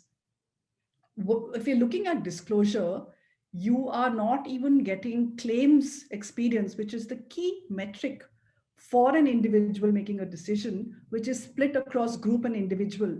As an individual, if I'm buying and I'm seeing a high claims experience of a company, it could be because it sells more group plans. These are very basic things which any regulator should have been able to solve. So that doesn't happen. Then let's look at this life insurance, which is 35 trillion rupee AUM, but the ads are usually vetted by the regulator, and yet something like this slips through. This is an annuity product, which advertised an annual annuity rate of 9.10. I mean, look at the rates. Anybody would be interested, but you do the IRR, you do the CAGR of these products, it was 4.2 because they forgot to mention that there is a time value of money, and between the time that you invest and the time that the annuity begins, there is a 10-year period. So if you forget that 10-year period, then of course these numbers work out. But finance is not like that at all. So 50 years old, you buy the product, your annuity begins on the 60th year. And if you disregard this 10-year period, then your return is 12.54, but otherwise it is 6.4. So this is, I think, a regulatory failure where even disclosures and literacy is not going to help, because essentially the company has cheated people into believing that they're getting a higher return. And then worse, what we have is that the traditional insurance plan today is a trap, and that is 85% of your total insurance industry, 85% of a 35 trillion rupee industry. You have a product which is built like a trap. And I will very quickly take you through why I call it a trap. This is the product where household savings go to die. You have a very high first year commission, which is 35 to 42%. 42%, it becomes with the incentive. 1 lakh a premium that an investor pays. The agent legally gets between 35,000 to 42,000. Illegally, we hear from companies, it's your first premium entirely goes to the agent. Now, this is, of course, there's always fine print. This is for a 12-year policy, etc. But from the second year, the incentive to the agent drops to 7.5%, and that's level through the term of the policy. So you've set up a game where there is incentive to sell that first year policy, and then what would an utility maximizing agent do? He will maximize his utility to try and get the person to keep buying new policies. Now, imagine that the person understands after paying the first premium that she's made a mistake and she wants to withdraw. She doesn't want to pay the second premium. What does she get back?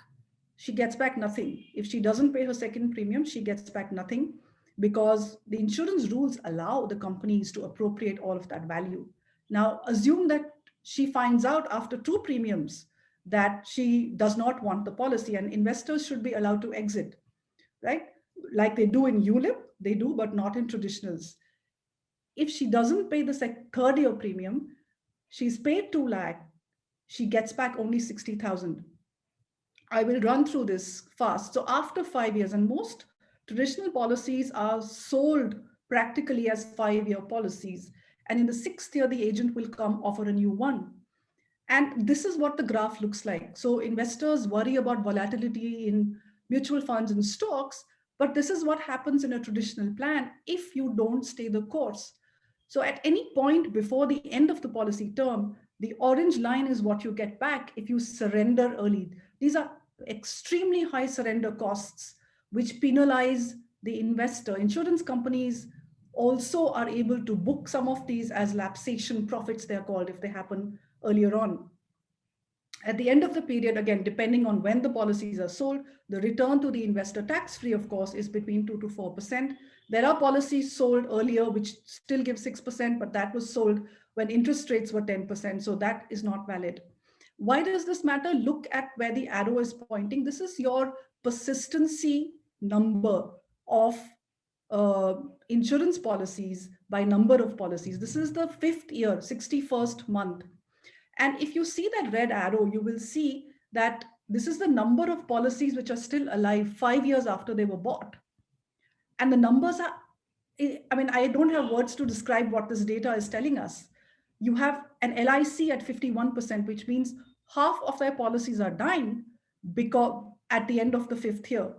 There are companies which have 22. So we have 22%, which is the lowest for a firm. So out of 100 policies sold, almost 80% have died in the first 5 years. And we have seen in that graph what happens when policies die early.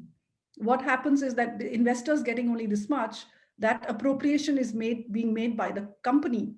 You have 4 firms with persistency numbers of less than 30%. You have 11 firms with between 30 to 40%. More than half the industry is not able to keep the business for more than 5 years.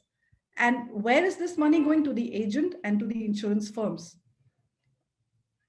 We need, my only submission is that we can build on financial literacy and education, but in life insurance and in medical insurance, we need very urgent regulatory oversight.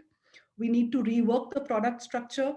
And this I can tell you from personal experience. Once you've explained why somebody really needs life insurance, they actually line up to buy, which is why Vimal's data is showing that as awareness has increased in the urban areas, people have voluntarily gone online to buy very, very high term life policies. We need a consumer first mindset.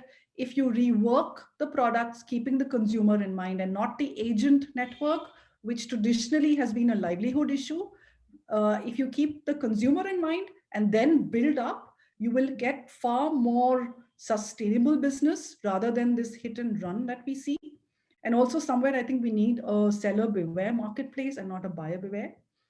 We cannot solve for obfuscation. We cannot solve for tricks and traps with financial education and literacy. They can only come on top of good regulation. Thank you. I think I'm in time, Dr. Krishnan. Entirely, as always, on the dot. And very, very sort of, I think, substantive presentation. And I think at one level, it's impossible to disagree with the fundamental point, namely, regulation is, along with literacy, the way forward, and one is not a substitute for the other. And clearly, given that consumer protection is the starting point of all discussion of financial sector regulation, I think it's important that you drew us back to, in a sense, the absolute basics of financial sector regulation. Thank you, Monica, for that very, very solid, illuminating presentation. I'm sure we'll have a lot to discuss on this, and I'm sure our other colleagues in the panel will have a lot to sort of share on these perspectives. Thank you. I now call upon Madam R.M. Vishakha, who's the Managing Director and CEO of India First Life Insurance. She co-chairs the Pension and Insurance Committee of the CII and is a member of the Federation of Indian Chambers of Commerce and Industry, FICCI, as well as ASSOCHAM's National Council on Insurance. And she also happens to be an independent director on the board of NRB Bearings Private Limited and sits in the Executive Committee of Life Insurance Council. I now call upon Madam R.M. Vishakha to make her presentation. And like with the other panelists, I will gently intervene at the 8th minute to remind her that she has 2 more minutes. Thank you, and over to you, Madam Vishakha. Thank you. Thank you, Mr. Krishnan. Just a small correction. I am not on the Executive Council of the Life Insurance. I'm not on the Executive Committee of the Life Insurance Council. I was for a brief period, okay, but I am not. So I just wanted to put that into context. Thanks so much for having Monica speak before me. I have a lot of respect for Monica. I think we both have a lot of time for each other. We understand that there are issues, but what I would like to do is actually point out the advantages and what are the benefits. I really liked the statement that Monica made, which she said that the problem is in the form of the product and not function. And I think it's a very, very important statement. And I would like to draw attention or reiterate what is the function. What's the function of life insurance products? And I think the function is risk management.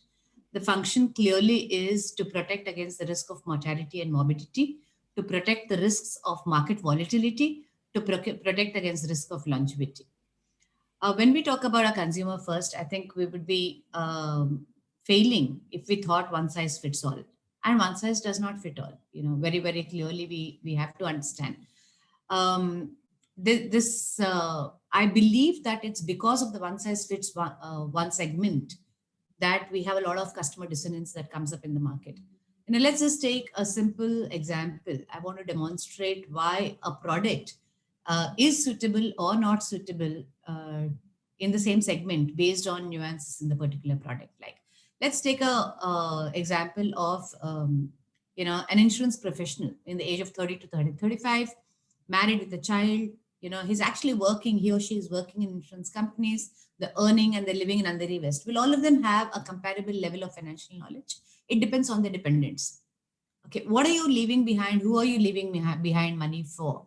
So if I take a term policy and I leave it behind for a spouse who really is not financially aware, and if that entire lump sum hits that individual, will they really be able to plan that money and phase it out for the next 20, 25 years such that that money is sufficient?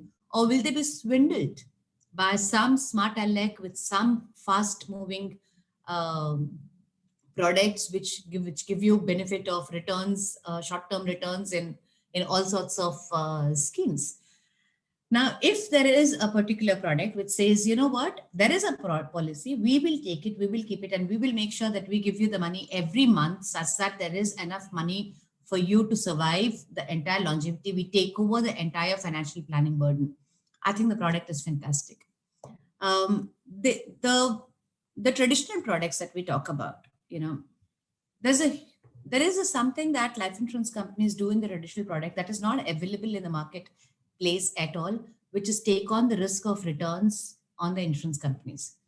Today, when the markets have fallen, when there is a 6.5% or 6%, the 5-year GSEC has hit below 6, the original guarantees that were promised to the customers continue. Insurance companies do not have an option of having a call option. Insurance companies make a promise and they have to stick to that promise for the entire longevity of the policy. So whether LIC had a product which launched a 10% guaranteed return sometime in the 2000s, they have to honor that, and they are honoring that 10% guarantee.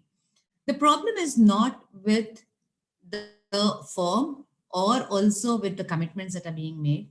Yes, the problem is whether people who are not persistent with the policy, what's happening to that.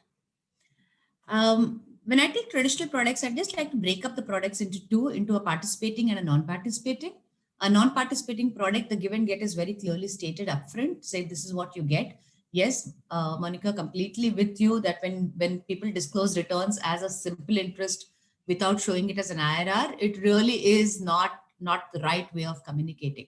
But I don't know why there should be a hesitation at all on the part of any insurance companies to say, I am promising you a guaranteed return of 5% for the rest of your life in a market where you have no idea where the interest rates are going to be. I'm going to do, as an insurance company, the asset liability management to make sure that you don't have to worry about an asset liability management. So I think from a principle perspective, it's a very founding principle. I don't really understand why insurance companies get defensive about offering a 5% guaranteed long-term return for the next 15 years or 20 years. When the interest rate scenarios, we don't even know where they're going. I mean, we had a scenario where liquid funds gave us negative returns. Under such a scenario, I don't see any reason why insurance companies get defensive, first of all. I think that we should be able to stand proud and say, this is what it is. When you look at commission, the problem is in persistency, but if you look at it as a structure of the product, if I take a 40% commission, 40% commission is payable on a 15-year premium payment term, right? 40% on the first year premium translates into a less than 3% on an annual premium. So it is not that, and honestly, when you pay it upfront and you take that same value of money, then when you go further down, it actually translates to lesser amount than that. I do not have the statistics calculated out, but when I'm looking at it, the problem is not with persistent policies. The problem is not with customers who honor the contract that is a give and get. If there is a contract from the insurance companies where there is no call option, where the insurance company will honor every commitment made to the customer over the period of 15 years, taking on the risk of market volatility, then there is also a commitment from the customers to continue to pay the premiums. Do we have premium holidays? Should we have more flexibility in when the customer can pay back? Yes. And are those products suitable for a particular segment? And my answer, since I have dealt with a lot of people, and Monica even refers to some of them in her book on Let's Talk Money, financial discipline is really a skill set that everybody does not have. It is like that person with obesity who can't resist eating the samosa. There are compulsive people who cannot save, who actually probably need a mandate to save, who need a threat that, you will lose everything you've saved if you don't save. Is that applicable for everyone? Definitely not. But is there a segment for whom this compulsion is required for them to be disciplined? Yes, probably yes. And that is where I'm talking about the product by itself is not wrong. The compulsions of the product to save also is required by a certain segment. And that's how we need to actually look at it. We live today in a world full of options. There are varied organizations, if you look at it as banks, insurance companies, mutual funds, that provide different solutions. The whole financial world is evolving to provide customers with multiple options. There are options of do it yourself, leave it to us, joint management. Even a simple share purchase today, you can actually work with multiple options of direct trading, PMS options, broker assisted transactions. And it depends, all of that will depend on the basis of the evolution of the customer. Today, I don't do my own share trading directly. I go through a bank. Monica will probably laugh at me and say, Vishaka, I'm coming to you. But it's a fact. I don't have the time or the inclination to be able to sit down and do it. And I leave it to a bank to manage it because I find it easier than tracking through NSDL. So it's really about having a choice. It's about knowing what you're doing. The promises that are being made by life insurance companies are promises that they honor. If you look at a claim settlement ratio, it's in the high 95s. Why are we looking at the 4% not settled or the rejected claims? Why are we not giving more focus on 95%, 96% claims settled? Look at the 4% not settled, you'll probably have a reason for it.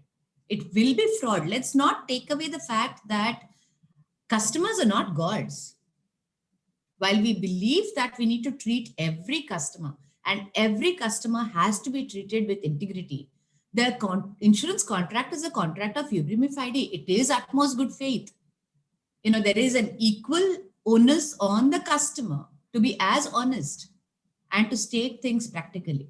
So I think I just want to say that the form of the product, the guarantees that are being made in the product is valid. They are beneficial for customers who stay the course.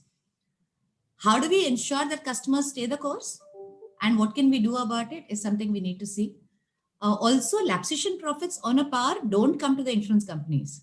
Today, on a par product, if customers don't pay premiums, it is as much loss to the insurance company as it is to the customers. Where that money goes is it goes back to existing policyholders. Because the fundamental principle of a par is very simple. You give us the money, once we take away the expenses, which are also limited, which are there in the product upfront as what is the maximum limit that we can take of the expenses. The rest of it is invested. Whatever is the earning, 90% is given back to the customer, 10% is what the insurance companies get to keep. And whatever is lapsed goes back into the pool, earns returns, and is distributed back to the customers. It is a very socialist kind of a dealing in a par product. It does not make money. Lapsation does not make money for the insurance companies in a par product. In a non-par product, the give and get is stated right upfront, and there is a paid up value that accumulates on all the traditional products after 3 years, even if you've paid 2 premiums. So the paid up value is there on death, which is a proportionate death sum assured. And the premium also goes back once the paid up value is accrued, which is after 3 years of paying 2 years. Now with the change regulations, you pay 2 premiums and you have a paid up value on your policy. Lots have changed in regulations, lots. I think this whole change in the par where the lapsation profits cannot be taken by insurance companies happened in 2015. The changes that happened to make sure that we have paid up value now after payment of just 1 premium, there has to be some surrender, and 2 premiums as a complete full premiums paid back happened recently. It is thanks to consumer activists, and I will give Monica a lot of credit for that there have been these regulatory changes. But I just want to say that the industry serves a purpose. Now, the industry is that conscience keeper for a whole set of people who don't have financial discipline. We need to be more flexible about the premium payments. I think that's something that we need to figure out. How can we make sure that premium payments are more flexible? How can we make sure that the policyholder does not lose what they have paid just because they had 1 or 2 years of issues of not being able to pay premiums? No taking away, but I would just like to submit and say that the industry protects against all these 3 risks. We do protect against the risk of mortality, morbidity, against the risk of market volatility, against the risk of longevity. Every customer who stays the course benefits. Nobody who stays the course does not benefit. The risk is being taken by the insurance companies, and that's what they're for. We are the unique industry. We're the only industry who doesn't have call options, and we need to continue to honor every commitment that we've made. Just wanted to submit that. Thank you. Thank you. Thank you very much. That was an excellent sort of viewpoint explaining the other side. You made some important points, ma'am. Functions and not product. And more important, one size does not fit all and the need for flexibility. And I think it is important that you brought back a point that we read often in theory about the consumer myopia. Many of us typically do not insure ourselves adequately against risks and make it a much more of a public policy problem. I think it is an important and a good response to some of the issues that came up. I want to thank you. Can I now call upon Madam Rekha Gopalakrishnan, who is the General Manager and Financial Advisor at the New India Assurance. She is a fellow of the Insurance Institute of India. Her areas of expertise at New India Assurance include investment and reinsurance. And Madam, I'm personally thankful to you for joining us at this very short notice. Now, like Madam Vishakha spoke on the life sector, it will be good for us to hear you on the non-life side of the market. Over to you. And like other speakers, you have 10 minutes. And I will alert you when there are 2 minutes left. Thank you. And over to Madam Rekha Gopalakrishnan. Thank you very much, sir. I'm obliged to you for inviting me to participate in this forum. And I'm thankful to all the earlier speakers and dignitaries from NCAER, NCFE, IRDA, Mr. Vimal Balsubramaniam and Mrs. Monica also, for having set the stage. It has really been very enlightening for us to know the different perspectives of the government and the regulator and the academician side. On my part, I will say that it will be on a practical side more than the all the theoretical which we have heard, which is definitely very, very important. The first point which I will refer to Madam Vishakha's statement, which I would like to reiterate, that in insurance as such is more so non-life insurance is a risk transfer. It is not to be seen as an investment product, because that is the first area where the awareness is lacks in the people, potential customers, that it is looked as a investment, but it is actually a risk transfer. So the need for it is to be looked at it in a different way. At least in life insurance, there is a concept of give back, you get a cash back, and it is quite tangible in the sense people can relate to a life or death, they can know the need of it. But unlike that, the non-life products are such, they are very intangible, and it is very much more difficult to explain to the people how they need it and when they will require it and how it is important. So this is our challenge in throughout, that has been the challenge for the non-life market. But of course, with the recent regulatory campaigns and the campaigns from the council, the mass schemes, government schemes, the awareness and the penetration is definitely improving. But the fundamental issues remain, which we can say during this corona period, it was an eye-opener for all of us, that the accretion rate, which normally for us is between 10 to 15%, and it has been steady all the years, suddenly dropped to half the rate. It was hovering around 5 to 6%, and that too for it was for New India Assurance as a market leader that we could sustain this accretion of 6% at least, where the other players, many of them were in the negative growth. There was a degrowth for most of them.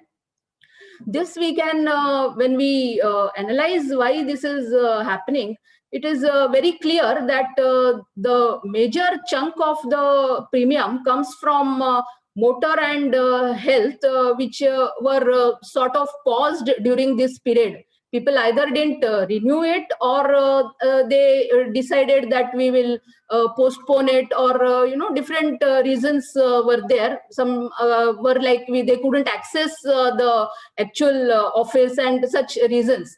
But the fact remains that it is a variable demand, that is suddenly it can drop. But as far as New India is concerned, the reasons why we could sustain is because we have a wide range of products. We don't depend only on motor and health, and we have all kinds of commercial products also, which saw more demand. For instance, credit insurance, which is a very small portion of our portfolio, saw a sudden rise in demand because of the economic slowdown and the difficulties the MSMEs were facing. So that we could come out of it. But when we see how we can sustain it in future, definitely the awareness has to increase. But along with that, when we were hearing Mr. Vimal, there was that rural and urban divide, which is basically we feel is the cause. The insurance will, for instance, non-life insurance will develop only when there is a economic development. It will go hand in hand. It will if there is a development, rural areas develop, automatically some need will come for property insurance, motor car insurance, and the other areas. So I agree that it will have to be a steady and long-term growth, but definitely thrust can be given with the government schemes and the mass schemes which are introduced. This definitely helps that more people get aware. It may not be actually they may not actually be aware of what it is, but they will be okay that they are covered for some insurance. But on their own, whether they will go for it is still a question. So although it is a good beginning to have mass schemes, there is a lot to be done to actually make the people need the product, which unless there is some cashback or an investment angle to it, non-life products will still remain a challenge. That is the retail segment, because they feel the self-insurance is much better because this thing happen. It may happen or may not happen, and it may happen once in a while, which I can self-insure. And I'm not getting back anything by my, putting my money in this. And so the decision will be deferred as much as possible and taken only when there is really a surplus disposable income, or when it is made sort of mandatory or as a part of a group.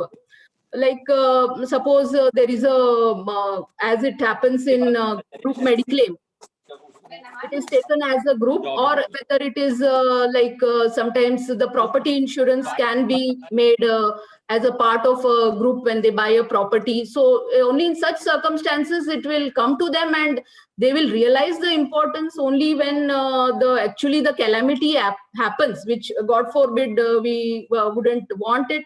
But then that is the purpose of non-life insurance, which is not very much appreciated in peaceful and prosperity times. It is not much appreciated. So to sum up, I would say that yes, there is lots to be done in this area, and it can start only, we can say that we can prepare for it with a long-term perspective, in the sense the ABC of this financial inclusion or the investment can start at the school, college level itself, where they know what is the different types of investment or the financial products or the risk transfer products. So the fundamental difference, if they know, maybe they will be equipped at a later stage to really go in for it on their own and increase the overall awareness and the coverage of insurance. So this is like the practical ways this, and then we can, of course, we have to look at it in a way like regarding the government schemes. Yes, it gives a lot of coverage and mass inclusion. But only our request is that since it is a risk transfer, there is a risk management and this perspective also to be looked at, as we are as an insurance company, we are the risk carriers. So more often than not, it is seen that the mass schemes are bleeding and they are quite, giving us more losses. It is understandable because that is where the requirement is there. But then it is very much required to look at the risk management part of it also, so that we are also profitable and we are also able to sustain it, especially the public sector, which we look at it, of course, as a more of a social welfare, and we are open to accepting it. But this is very much an issue which we are facing. And going forward, we have noted that so many initiatives are being taken about the financial literacy week and that adoption of the district. Those we have noted, and we will definitely be try and be a part of it, so that we contribute to the improvement of the literacy and penetration of insurance going forward. Thank you very much. Thanks for the opportunity. Thank you. Thank you very much, Rekha ji. That was a very good grounds market view. And you made, I think, a very important point at the sort of on the general insurance side, namely to reiterate the fact that this is a risk mitigation, a risk transfer product, and this confusion of risk mitigation, risk transfer with investment is something that we need to avoid and keep in mind. Thank you. That was an excellent presentation on the non-life side. I want to now invite Mr. Satyendranath Bhattacharya, the Secretary General of the Life Insurance Council. He has previously served at the LIC, where he held positions of the marketing head, product development, and retired as Executive Director LIC. He has nearly 4 decades of experience in the life insurance industry. Excuse me, as the insurance, sort of life insurance body representing the corporates, in addition to the views of Madam Vishakha, but slightly distant as he's not running a company. I now call upon Mr. Bhattacharya to give his viewpoint, also keeping in mind the public sector life insurance company perspective, because all said and done, it continues to be the dominant player in the sector. Over to you, Mr. Bhattacharya. You have 10 minutes and I will signal to you when there are 2 minutes left. Thank you. Thank you, sir. Good afternoon to everybody. Like Mr. Krishnan says, I was with Life Insurance Corporation of India and I worked there for more than 35 years, of which nearly 25 years I spent in the marketing side.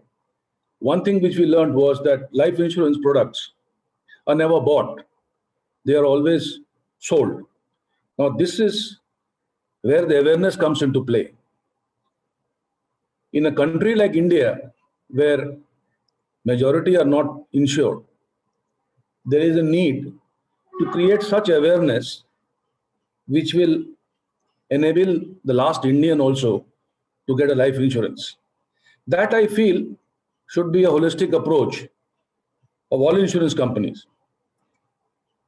Insurance is a need which is felt, everybody feels it, but it does not fall in the priority.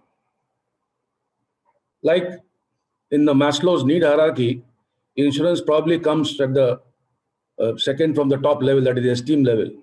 And most parts of India, people are not able to buy this policy because they feel it is not worth buying. They know it is needed, but other things are needed more. This is here where some amount of awareness is created, which the life insurance industry has done for the last couple of years. As you have seen the statistics submitted by Mr. Balasubramanian, the awareness has gone up, but they still don't buy because they start comparing life insurance products with other financial products, which are, I feel, somehow not comparable, because the most important feature of a life insurance product is it covers a human life, which cannot be valued like that, though there is a concept of a value. And we start comparing with SIPs, we start comparing with other forms of investment, and then the net result is either the policy is missold or it's not bought. I feel awareness for life insurance has to be such that even the poorest person feels that he needs life insurance and that he should set aside some amount of his earnings, which will enable him to buy life insurance. And for this to happen, not only all the insurance companies, like we did in Life Insurance and General Insurance Council, we joined together and tried to create kind of an awareness campaign, which will go to the last mile, and people will understand what life insurance is and buy, knowing what they are buying. Some of the speakers have talked about mis-selling, which is again a part of any industry, I feel. Mis-selling should not happen. Obviously, there are regulatory frameworks which take care of that. But I am not going into that part of awareness. I am looking at the awareness where people are unable to afford life insurance, but they need. For example, in rural areas, people need crop insurance, but they are not aware of crop insurance. People need life insurance, but they are not aware of the government life insurance schemes. The PMJJY and PMSBY products of government, which was launched 2-3 years back with the help of bankers, it has done fairly well, but still lots need to be done. There are more than 9 crore people covered in that, but little more has to be done to see that the poorest is able to get himself covered. Micro insurance is one such product which probably could be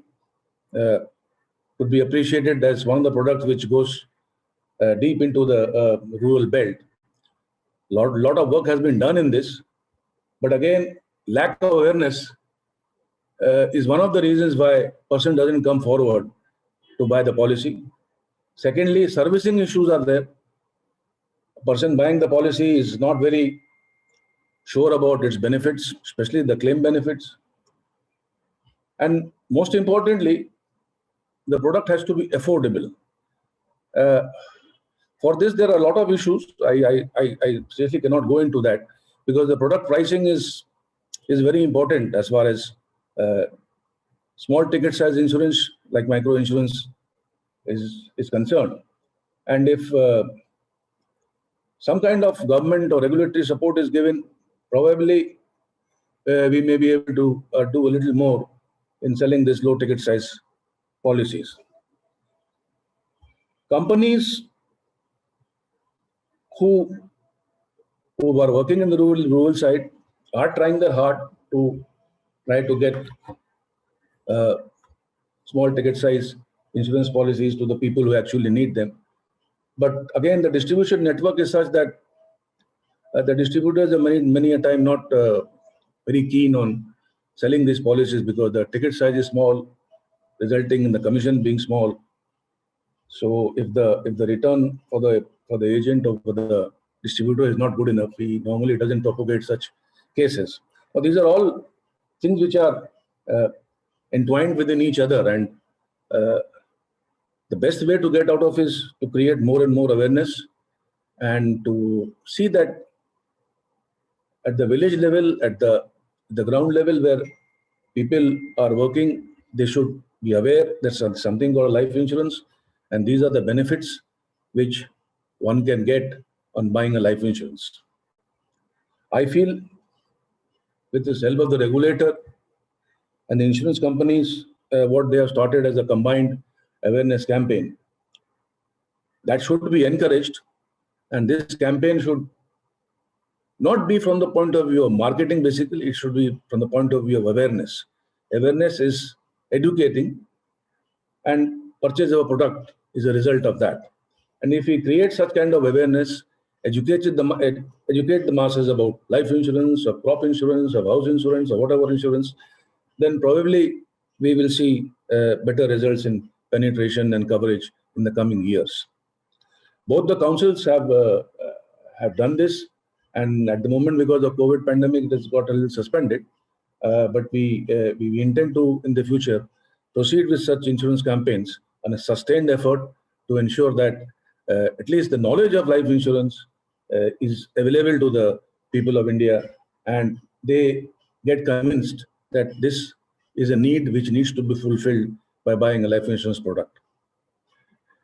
I'm sure that regulatory intervention will also help in creating such awareness, like in Tripura, where I also had been there. We had a special campaign for Tripura to create insurance awareness, and it was interesting that many of our life insurance companies were also participating in that. And it was the involvement of the government of Tripura which helped us in going to the smaller districts of Tripura and organize students' meets and giving awards to people and presenting in generic form what life insurance is and how it can benefit people. Such efforts in future will also help to create awareness in villages and in places where people need insurance and are not aware of it. That's all from my side. Thank you, sir.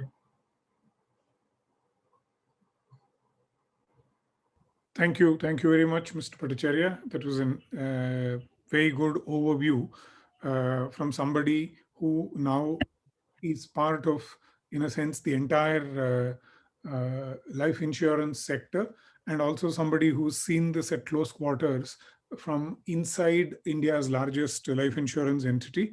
Thank you once again. Now I call upon the last panelist, but in a sense, a panelist who is most directly dealing with a lot of what we are discussing. He is the person who is actually dealing with these issues on a live basis. Mr. Vinay Sa is the insurance ombudsman located at Pune, Maharashtra. He previously served as MD and CEO of LIC Housing Finance and as an executive director in charge of corporate communications, marketing, and product development at the LIC of India. His area of expertise include insurance and housing finance, with over 35 years of experience in the field. What is of immediate and direct relevance to us is his current job of being, in a sense, the eyes and ears and the watchdog for protecting consumers in the insurance sector. Over to you, Mr. Sa. You have 10 minutes, sir, and I will remind you when you've done 8 minutes. Look forward to your presentation. Thank you, Mr. Sa. Thank you, Mr. Krishnan. Other panelists, I was just wondering, I'm the last speaker, and it's my challenge now to see that the last is not the least. I think today's discussions have focused on issues in the financial sector as well as in investor protection. What I feel is basically being in our country, we have to start with, when we are talking about the awareness bit, about what kind of people we are targeting. We have a huge population which still believes in Bhagwan ne paida kiya hai to khane ko bhi dega, which still believes in jo ho raha hai acha ho raha hai aur jo hoga wo bhi acha hoga. Against these type of mindset, to bring about an awareness is pretty difficult, is what I feel. We may have seen a decline in the joint family concept, but the concept is still there. And we still have a brother looking after a brother, a son looking after a father, and so on and so forth. We also have to battle a mindset where we have to distinguish between an insurance product and other forms of investment. As Mr. Bhattacharya also was making comment, we try to correlate it, purchase of insurance, to return on that product. We still try to correlate with that. We still feel real estate will give us huge benefits. We still feel that gold is a better bet today, irrespective of the fact that what exactly is the risk associated with our lives. I was reading a definition of financial education somewhere, and it gave me a gamut of things that are to be done, that should be done, ought to be done, are to be done, if we have to really attempt at financial education. It said that financial education encompasses providing information, details, instructions, advice, developing skills, increasing awareness about risks and opportunities, about insurance concepts and products, so that the consumers can make informed choices to improve their financial well-being, have adequate risk cover, and know who to approach for redressal for their financial well-being. Now, this definition encompasses all facets of what we are attempting to do today to see. Now, there are several things. Before coming to the protection part, especially what Mr. Krishnan wants me to go into a slightly more detail,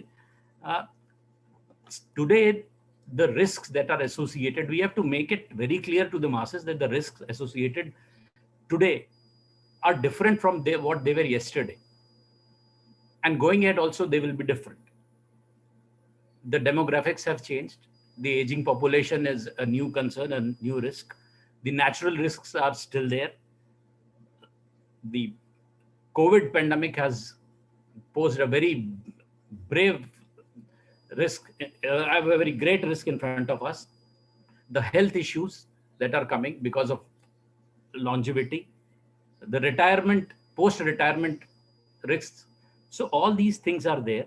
And as Chairman IRDAI, Mr. Khuntya said, probably we have to look into the segment-wise targeting of creating awareness for everyone. The 4 or 5 sectors which are areas which still need a greater lot of awareness is Professor Balasubramaniam also said that probably rural awareness we have to attempt, women we have to attend, poor we have to attend, children we have to attend, elderly we have to attend. So these are all the segments where we have to see that we are able to target more and more to create this financial awareness.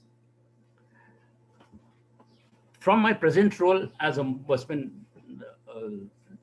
looking into the complaints that come to me, I think everyone, all participants would be very surprised to know that I have roughly 50% of complaints coming from the life sector as also from the non-life sector. Taking on the life sector first, and this gives into an insight of what exactly is the extent of awareness that is there in our masses. Out of this balance, after this life sector, before coming to that, I may tell you that my area of jurisdiction is Maharashtra, except for Mumbai city. So beyond Thane, not beyond Mulund and beyond Borivali and whole of Maharashtra cases come to me. This, I would say, constitutes a fairly high percentage of both rural and urban people. On the life side, out of 100 complaints, close to 70% of the complaints, 70 complaints are for missale.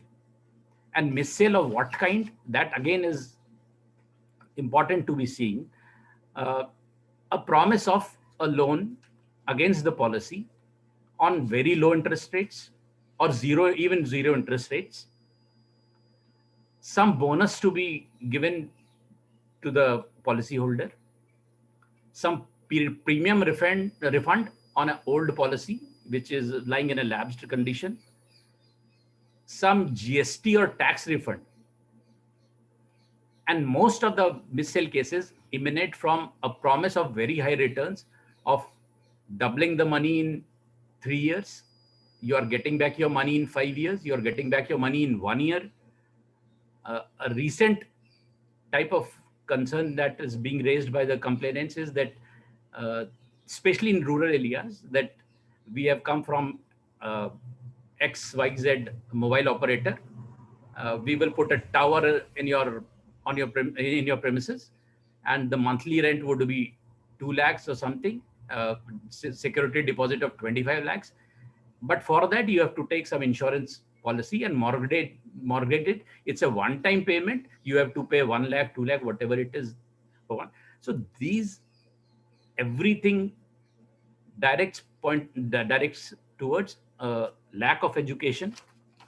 There is a fair component of false promises made under ULIP policies, whereas the basic thing which I feel the policyholder has not seen, is not told, maybe told, or who policyholder has not understood, is that whatever premium he pays, full premium is not getting converted into the units, or there are some other charges also which are deducted, and there are these are the very basic things which a policyholder is not aware of. On the general insurance side, most of the cases that come are pertaining to the health policies, the Mediclaim policies, and a fair percentage is also there of pertaining to the motor claims.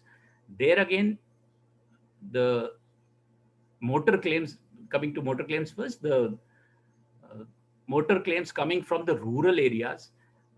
I would like to share with all of you that there was a claim pertaining to a tractor insurance, where a person naturally who owns a tractor, he's a farmer deep inside Sholapur district. The claim has been repudiated by the company, saying that he has done the FIR in after a delay of 30 days, and the case has come to the company after a delay of 50 days. Once you go into the case, you know, the farmer, he said that I was not even aware there is a policy. I have a policy, insurance policy against my tractor. Because I had raised a loan, this policy was given to me by the bank people. What I have to do, how I have to approach for a claim, I do not know. So these are the basic things which are there to be shared, are to be there to be educated. On the health side, the list of exclusions is more than the list of inclusions, is what I feel. The existing disease related exclusions, the waiting period related exclusions, the medical terms. Jokingly, I was telling my family the other day that probably after this stint of ombudsman and looking into these health cases, I will become a qualified doctor going into the terminology. So the fine line rules and conditions put in the policy. Probably raise the awareness again, segment wise. It cannot be the same kind of campaign or the same kind of education aware. We also have to see that the awareness drives that we take, there should be some assessment of those drives. Otherwise, it becomes an online class where the professor does his best to teach, but on the other hand, how is the recipient taking it, not taking it, whether he's accepting, whether he's ready to accept, whether he's accepting the understanding, that again becomes a big issue. Creating awareness is one part of it, which the regulator will do, the government agencies will do, the companies are doing individually, but how far it is getting transferred and translated and accepted by, absorbed by the masses is one thing which I personally feel has got to do a lot on that. I think that the customer today in our country has to be first made aware of what kind of risks he is open to. Number two, he is to be made aware of what kind of avenues are available for him. Number three, as most of the panelists have said, the affordability of the products has to be looked into. It has to be drilled into the customer that this is a long-term association. Insurance is not a short-term thing. It's not a 1 year, 2 year, or a 5 year thing. Actual benefit which the consumer derives, the actual benefit you can say, or the advantage that the insurance company gets is only when the policies are run for the whole period of time, whether it is 10 years, 15 years, 20 years. And a big major role has to be played by the intermediaries also, who have to see that the right kind of selling is done, need-based selling is done, which will satisfy the needs of individuals. Thank you. Thank you very much. Thank you very much, Mr. Shah. That was a very good presentation covering a perspective that we were missing from the others because they were necessarily coming from certain points of view.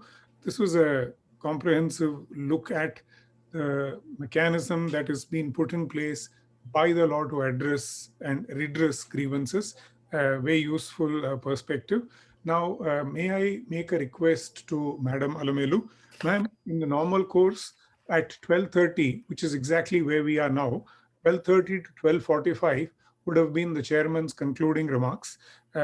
Since I don't need 10 minutes at the end, and I just need maybe a couple of minutes before I hand over to my colleague, with your permission, can we spend 10 minutes responding to some of the questions that have come and request you to start from 12:40. You will still, as we want to hear you, get the full 15 minutes. 12:40 to 12:55 you can speak. And then I and my colleague will conclude in a couple of minutes. Is that okay with you, ma'am? What I would suggest is that let me just give my concluding remarks and then you can give the 10-minute question to the audience.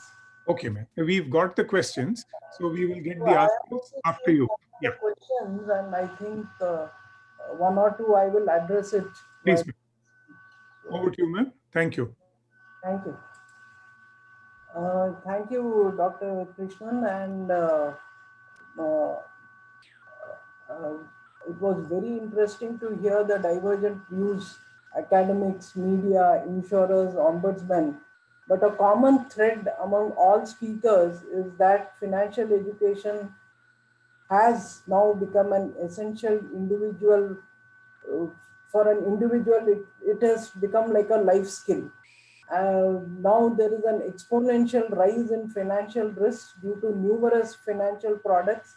Some of them are very complex, and all of us know the 2008 meltdown happened because people who are supposed to be educated, who are in finance, who couldn't understand the products, and the whole world saw a financial meltdown because of not understanding the financial risks, or some sort of financial literacy or education was not even with people who claim to be the experts in finance. So that's the sort of situation we are in. And today, with the pandemic happening, many of us, or almost every one of us, have switched to electronic transactions. I think even a 10 rupee that dhobi wala, or buying for 15 rupees vegetables, we pay over GPay. I think cash has become almost like non-existent in today's world. There's also simultaneously increasing income levels, which has led to rise in number of active consumers and investors. So all this is pushing us towards a situation where financial literacy and education is becoming very essential. And it is, as has been stated by earlier speakers, this is essential to complement prudential regulation and policyholder protection. It is definitely required because only if the consumers are aware, and I'll talk more about how insurers also need to be aware, only then consumers' rights are protected, and it will also promote market efficiency. The NCFE has rightly recognized the synergy which is required between all financial regulators to make financial literacy a success. I would like to share with the forum that all the financial regulators are members of OECD INFI network, where it's an ideal platform for obtaining best practices, learnings of other countries, which can be then shared with NCFE or NCAER, and the strategy can be further fine-tuned so that it benefits us and our country. The financial literacy and education should be formulated.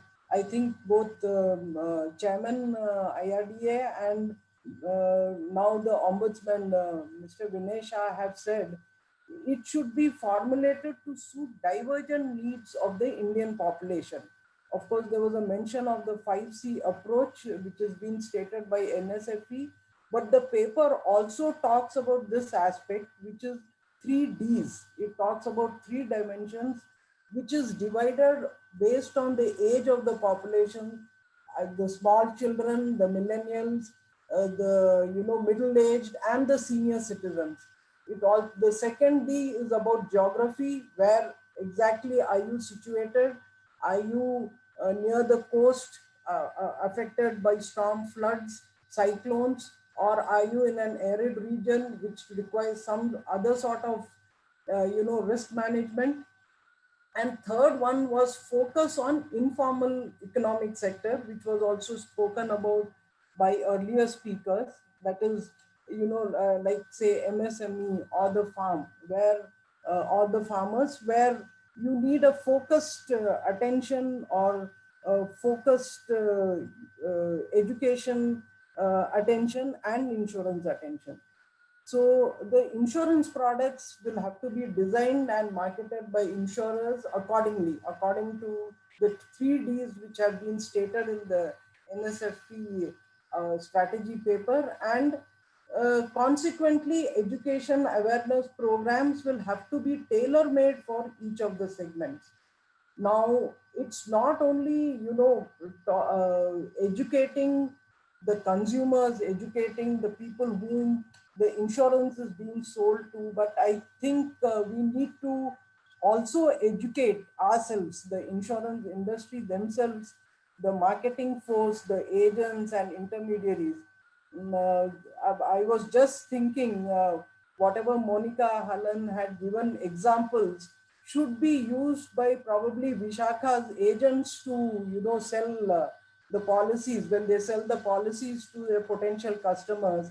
Similarly, in Vimal's presentation, he had talked about exclusions and, that non-invasive treatment or treatment which is excluded under a medical policy, probably should be used by Rekha's agents and intermediaries and brokers when they sell the medical insurance to their potential customers.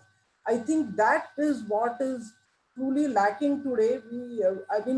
The moment we are in the insurance industry, I think there is a feeling that we know insurance, and that knowledge is not passed on to the customer. Something is held back, which is why all this disruption happens.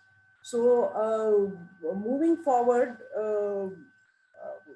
continuing on this 3D concept, a millennial who is aware of insurance may require on-the-go digitized products with minimal paperwork, whereas the senior citizen would require an agent or intermediary to come, sit with them, spend time, explain the product, and then probably the sale could be closed. Now you have in India a huge section of population, the excluded section of population, who require government support, highly subsidized premium, and policies mostly with, it should be with minimal procedure and processes, easy documentation at the time of claim. So such policies have already been created, needs to get modified, or needs new policies can be developed. But these policies need to get sold in the local language. To some extent, this has happened in this Pradhan Mantri Fasal Bima Yojana. It is sold in the, most of the policies are now, or frequently asked questions are in local language. And the processes both for underwriting as well as claims should be, pictorially depicted, not the use of language or you know, so they say a picture conveys 1,000 things, and it stays in somebody's mind. And especially with the use of technology, this becomes that much easier. Again, I'll go back to NSFE strategy paper, where it emphasizes learning by doing. So I think insurers should aim to develop more, you know, intermediaries or agents like the CSCs or the point of sale persons, who are able to reach out to the people at the grassroots level and convince them to buy essential insurance products, something like a home insurance, dwelling insurance, medical insurance, motor insurance, and a term life insurance. I think these are small, simple products which has also been encouraged by the regulator, and this needs to be encouraged. The authority has also encouraged tailored distribution channels. See, what was 20 years ago, which we started with just agents probably, and the marketing force internally of the insurance company, now has spread to a lot of other channels of distribution, the brokers, CSCs, POS, IMFs. There are so many channels of distribution, and that needs to keep you know, getting replicated, or that needs to get more and more innovative as we go ahead. Chairman had recently announced that oil marketing firms, with their wide reach through petrol pump and LPG dealerships, can also become effective distributors of simple standard products. Maybe we can think of Kirana stores to become the simple products, but the person selling it should be educated on what he is selling to the customer, and tell him the whole product, you know, not just the just the good part of the product, saying आप ये लेंगे तो आपको claim मिलेगा, but when does he not get a claim, and what does he need to do to get a claim? I think that's where we should emphasize our literacy and education. Standard products have been now from last year end, we have started introducing standard products with simple language, without jargon or legalese, without you know, complicated conditions, which is available across insurers, so that it gives the consumers comfort that they need not, you know, get into so much of technicality, and they are sure that what they have bought is the right thing.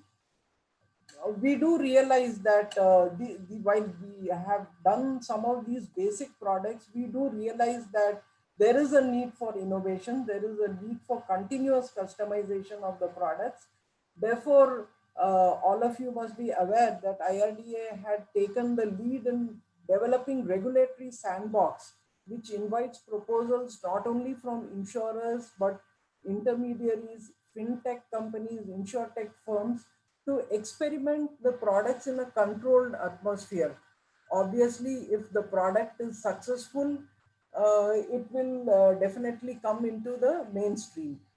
At IRDAI, we have a robust grievance redressal system, which is connected to all insurers, and this is rigorously monitored. So I have seen, because I'm handling the grievance also in the authority, I have seen many cases where it's sheer question of mis-selling, whereas on the other side, also you have cases where it's the customer trying to, you know, play some, you know, sharp game with the insurer. So you have both the examples.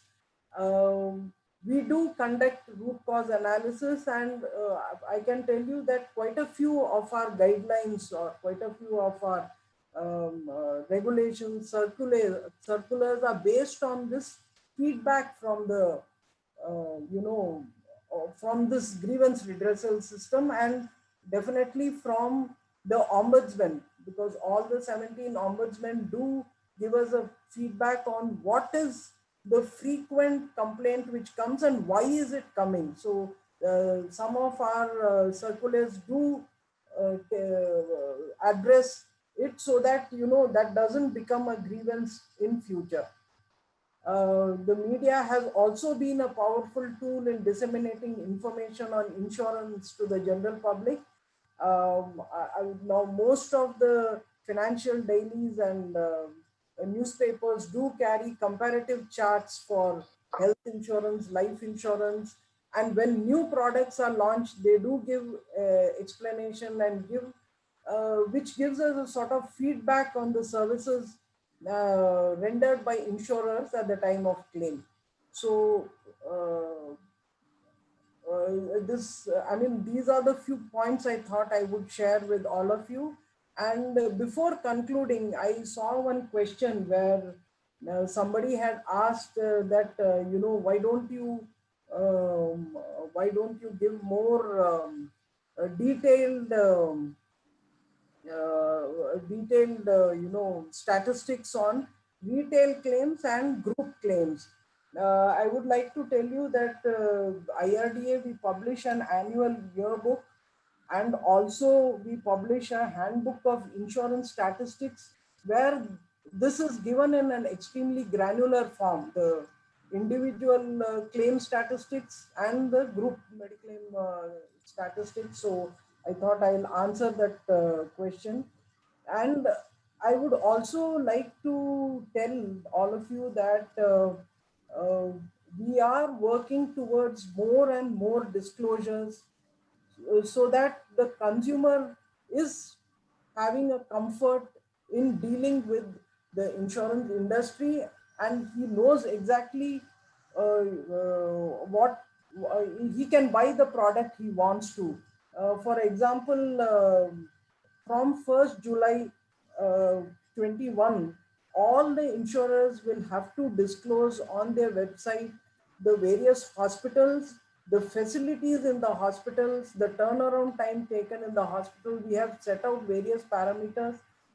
Because of the pandemic, we have given them 6 to 8 months of time to put in these, these things in their system so that it is made known to the public. And we hope that once more disclosures happen, especially on the hospital and the facilities which are available, there will be a better response from the provider, service providers also, and make it a better system for us to deal with. So in conclusion, I would just like to say that it is the bounden duty of all stakeholders in the insurance ecosystem to implement multi-pronged strategies to spread insurance literacy and awareness so that every individual has optimal insurance protection to safeguard him or her from any financial risk. Thank you. Thank you very much, ma'am. That was a very comprehensive response to a number of the issues that came up.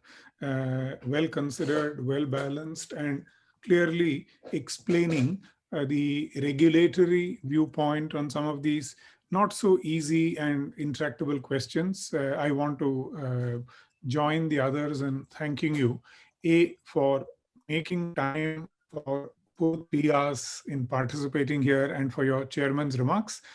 Since we have exactly 10 minutes left, and I understand that the questions that had been posed, I understand bilaterally that Mr. Bhattacharya, I think Mr. Vinay Sa and Madam Vishakha have answered these.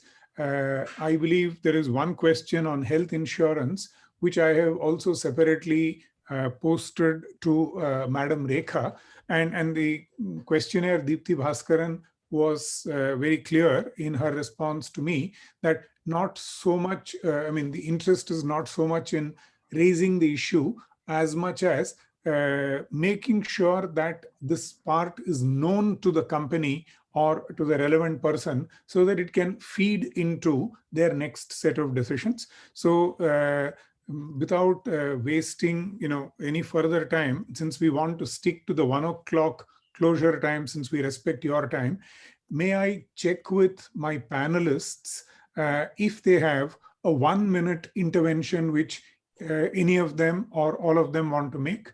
That will leave us with 4 minutes. I will take 2 minutes and my colleague Sundus will take 2 minutes in thanking you and concluding. So in the same order that we went, Mr. Venugopal, followed by Monica, followed by Madam Vishakha, Rekhaji, Bhattacharya Sahab and Vinay Sah. In case you have any additional points, a minute each. And I won't enforce this. This will be self-regulation. Sort of each of you will regulate your 1 minute. Over to Venugopal, in case. Thank you. Yes, we had a very good enriching discussion on this insurance awareness and insurance education, and what's the way forward in increasing the insurance capacity as well as the insured population in the country. Yes, all said and done, I think the regulator will have to give the direction to the insurance companies as to what to take forward. Like the Tripura example, where the regulator had conducted an exercise 2 years, 3 years back, where I also was part of the exercise as Secretary General of Insurance Institute of India. The insurance companies have taken it forward. And there was a talk that it can be taken forward to other states as well. But probably the response was not that favorable. But then we need to take forward this entire exercise, because the last mile, like one of the participants said, is what is required. Many of the people don't want insurance because they feel that they are not, their lives are not at risk. But when something happens as a calamity, then they go for it. So we need to take forward, I think, all the education institutions as well as the regulator, the companies should take it forward. Thank you. Thank you so much, Mr. Venugopal. Monica, over to you now. Yeah, thank you so much. Quick points. One is that I think the statistic which is constantly used of 95% claims by life insurance must be understood in the context of the product, which is a savings product, because 85% of the industry is traditional. So it's like saying that fixed deposit has paid me back. That's fantastic, but it isn't. I wish we would have separate firm level claim data on term policies we don't have today. Second is we should look at insurances as financial products, not as lifetime sinecures for people selling them, which means that we should be able to put incentives where they matter.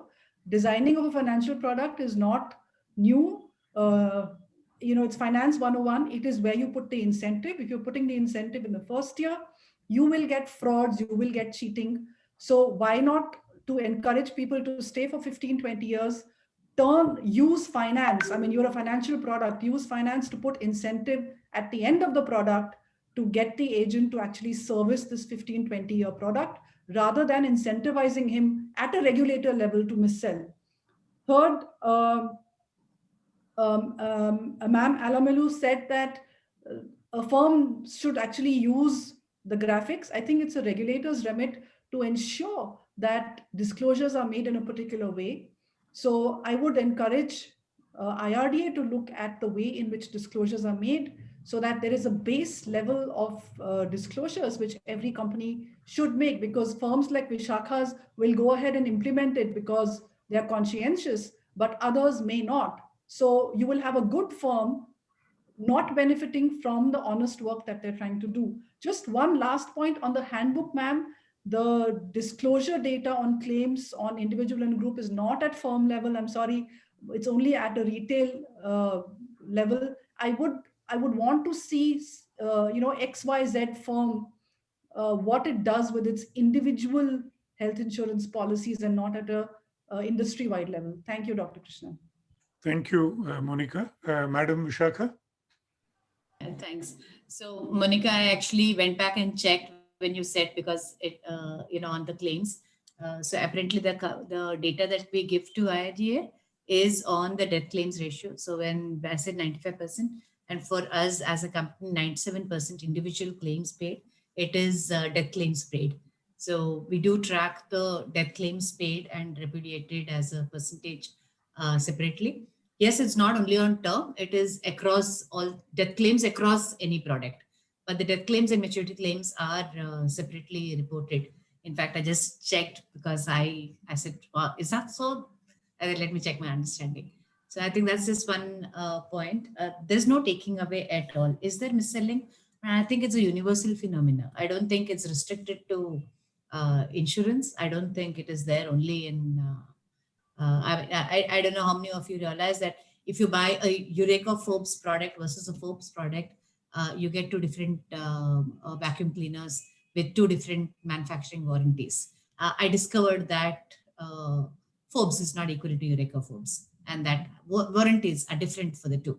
So I think smart selling, sharp selling, all these kind of statements that have come up across the world, when you describe a salesperson as being someone who can sell a comb to the bald, is come from recognizing that salespeople across products, across lines of business can be sharp salespeople. Yes, it is the obligation of the companies and of the regulators to ensure that we have lesser and lesser of those problems. Speaking from the kind of issues that we get despite putting in an entire PIVC and PVC. So we'll get customers coming back to us telling us that, oh, I was tutored like this by the distributor.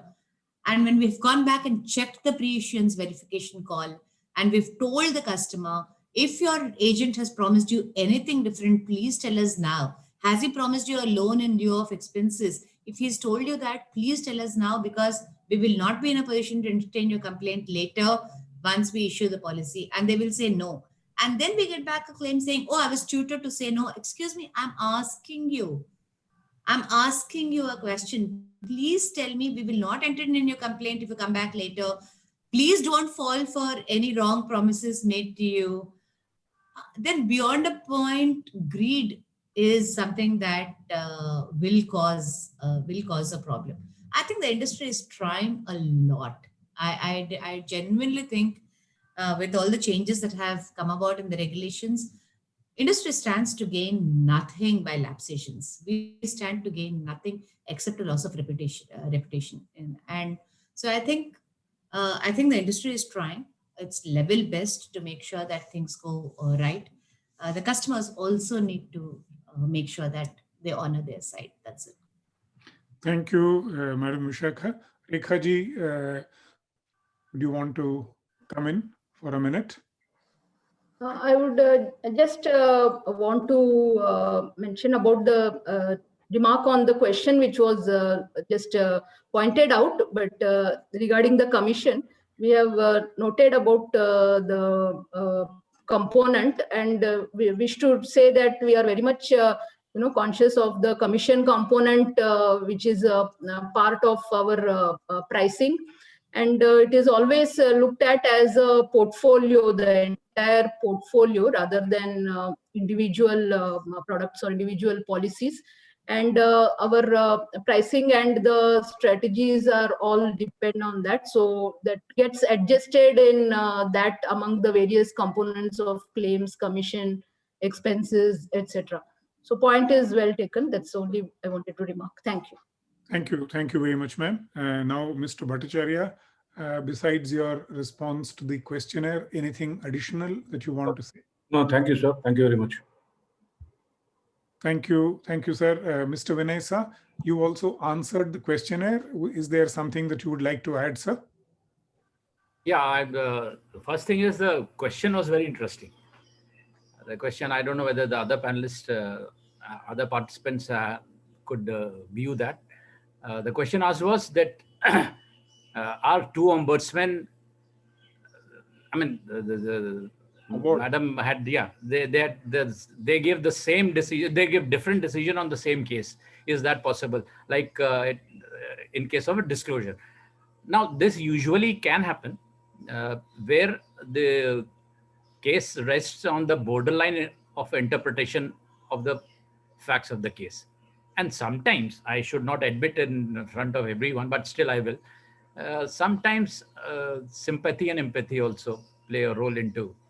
And Madam Vishakha very nicely put in that the PIEC call, again, as the most of the times we come across cases where we are told that the complainant says that they were tutored into saying such and such thing in on the call. But there again, I would go back to what I had referred earlier, that of the Indian psyche of greed, number one. And number two, a person who is there present in front of you, you rely more on him than on the person on the other end of the phone. So the person sitting there, the agent sitting there says, ki nahi, if you say yes, then the loan that has been promised from some other entity will not be given. Or you will have to share something. I mean, there's so many stories are come to me. So this is, I would expect that as far as this awareness drive is concerned, I made a mention in my presentation also, probably more of awareness is also to be created for the intermediaries at every level. Whether it is individual agent or brokers, I find that most of the mis-selling cases that have come to me, a fairly large component, say 70-80% are through brokers. So probably IRD also need to have a relook into some kind of deterrent for the brokers also who have been making such mis-selling cases. The 5 things that prospective policyholders or the general public in general has to be told about their protection is regarding the cooling of provision, is regarding the benefit illustration, is regarding the penal interest on delayed settlement of cases, and the unclaimed amount. That's a very big and advantageous effort made by IRDAI, the transfer of the unclaimed amount to SCWF. Thank you. Thank you so much, sir. Since we are now close to the end time, I'm not going to attempt any sort of summary of the discussions. We've had an excellent and very rich discussions, starting with an excellent presentation by Vimal, and panelists have comprehensively covered a very rich and diverse set of topics. So rather than attempt a summary, all I want is your permission to be able to connect with each of you separately to carry forward the larger set of research questions that have sort of got thrown up in the discussions today.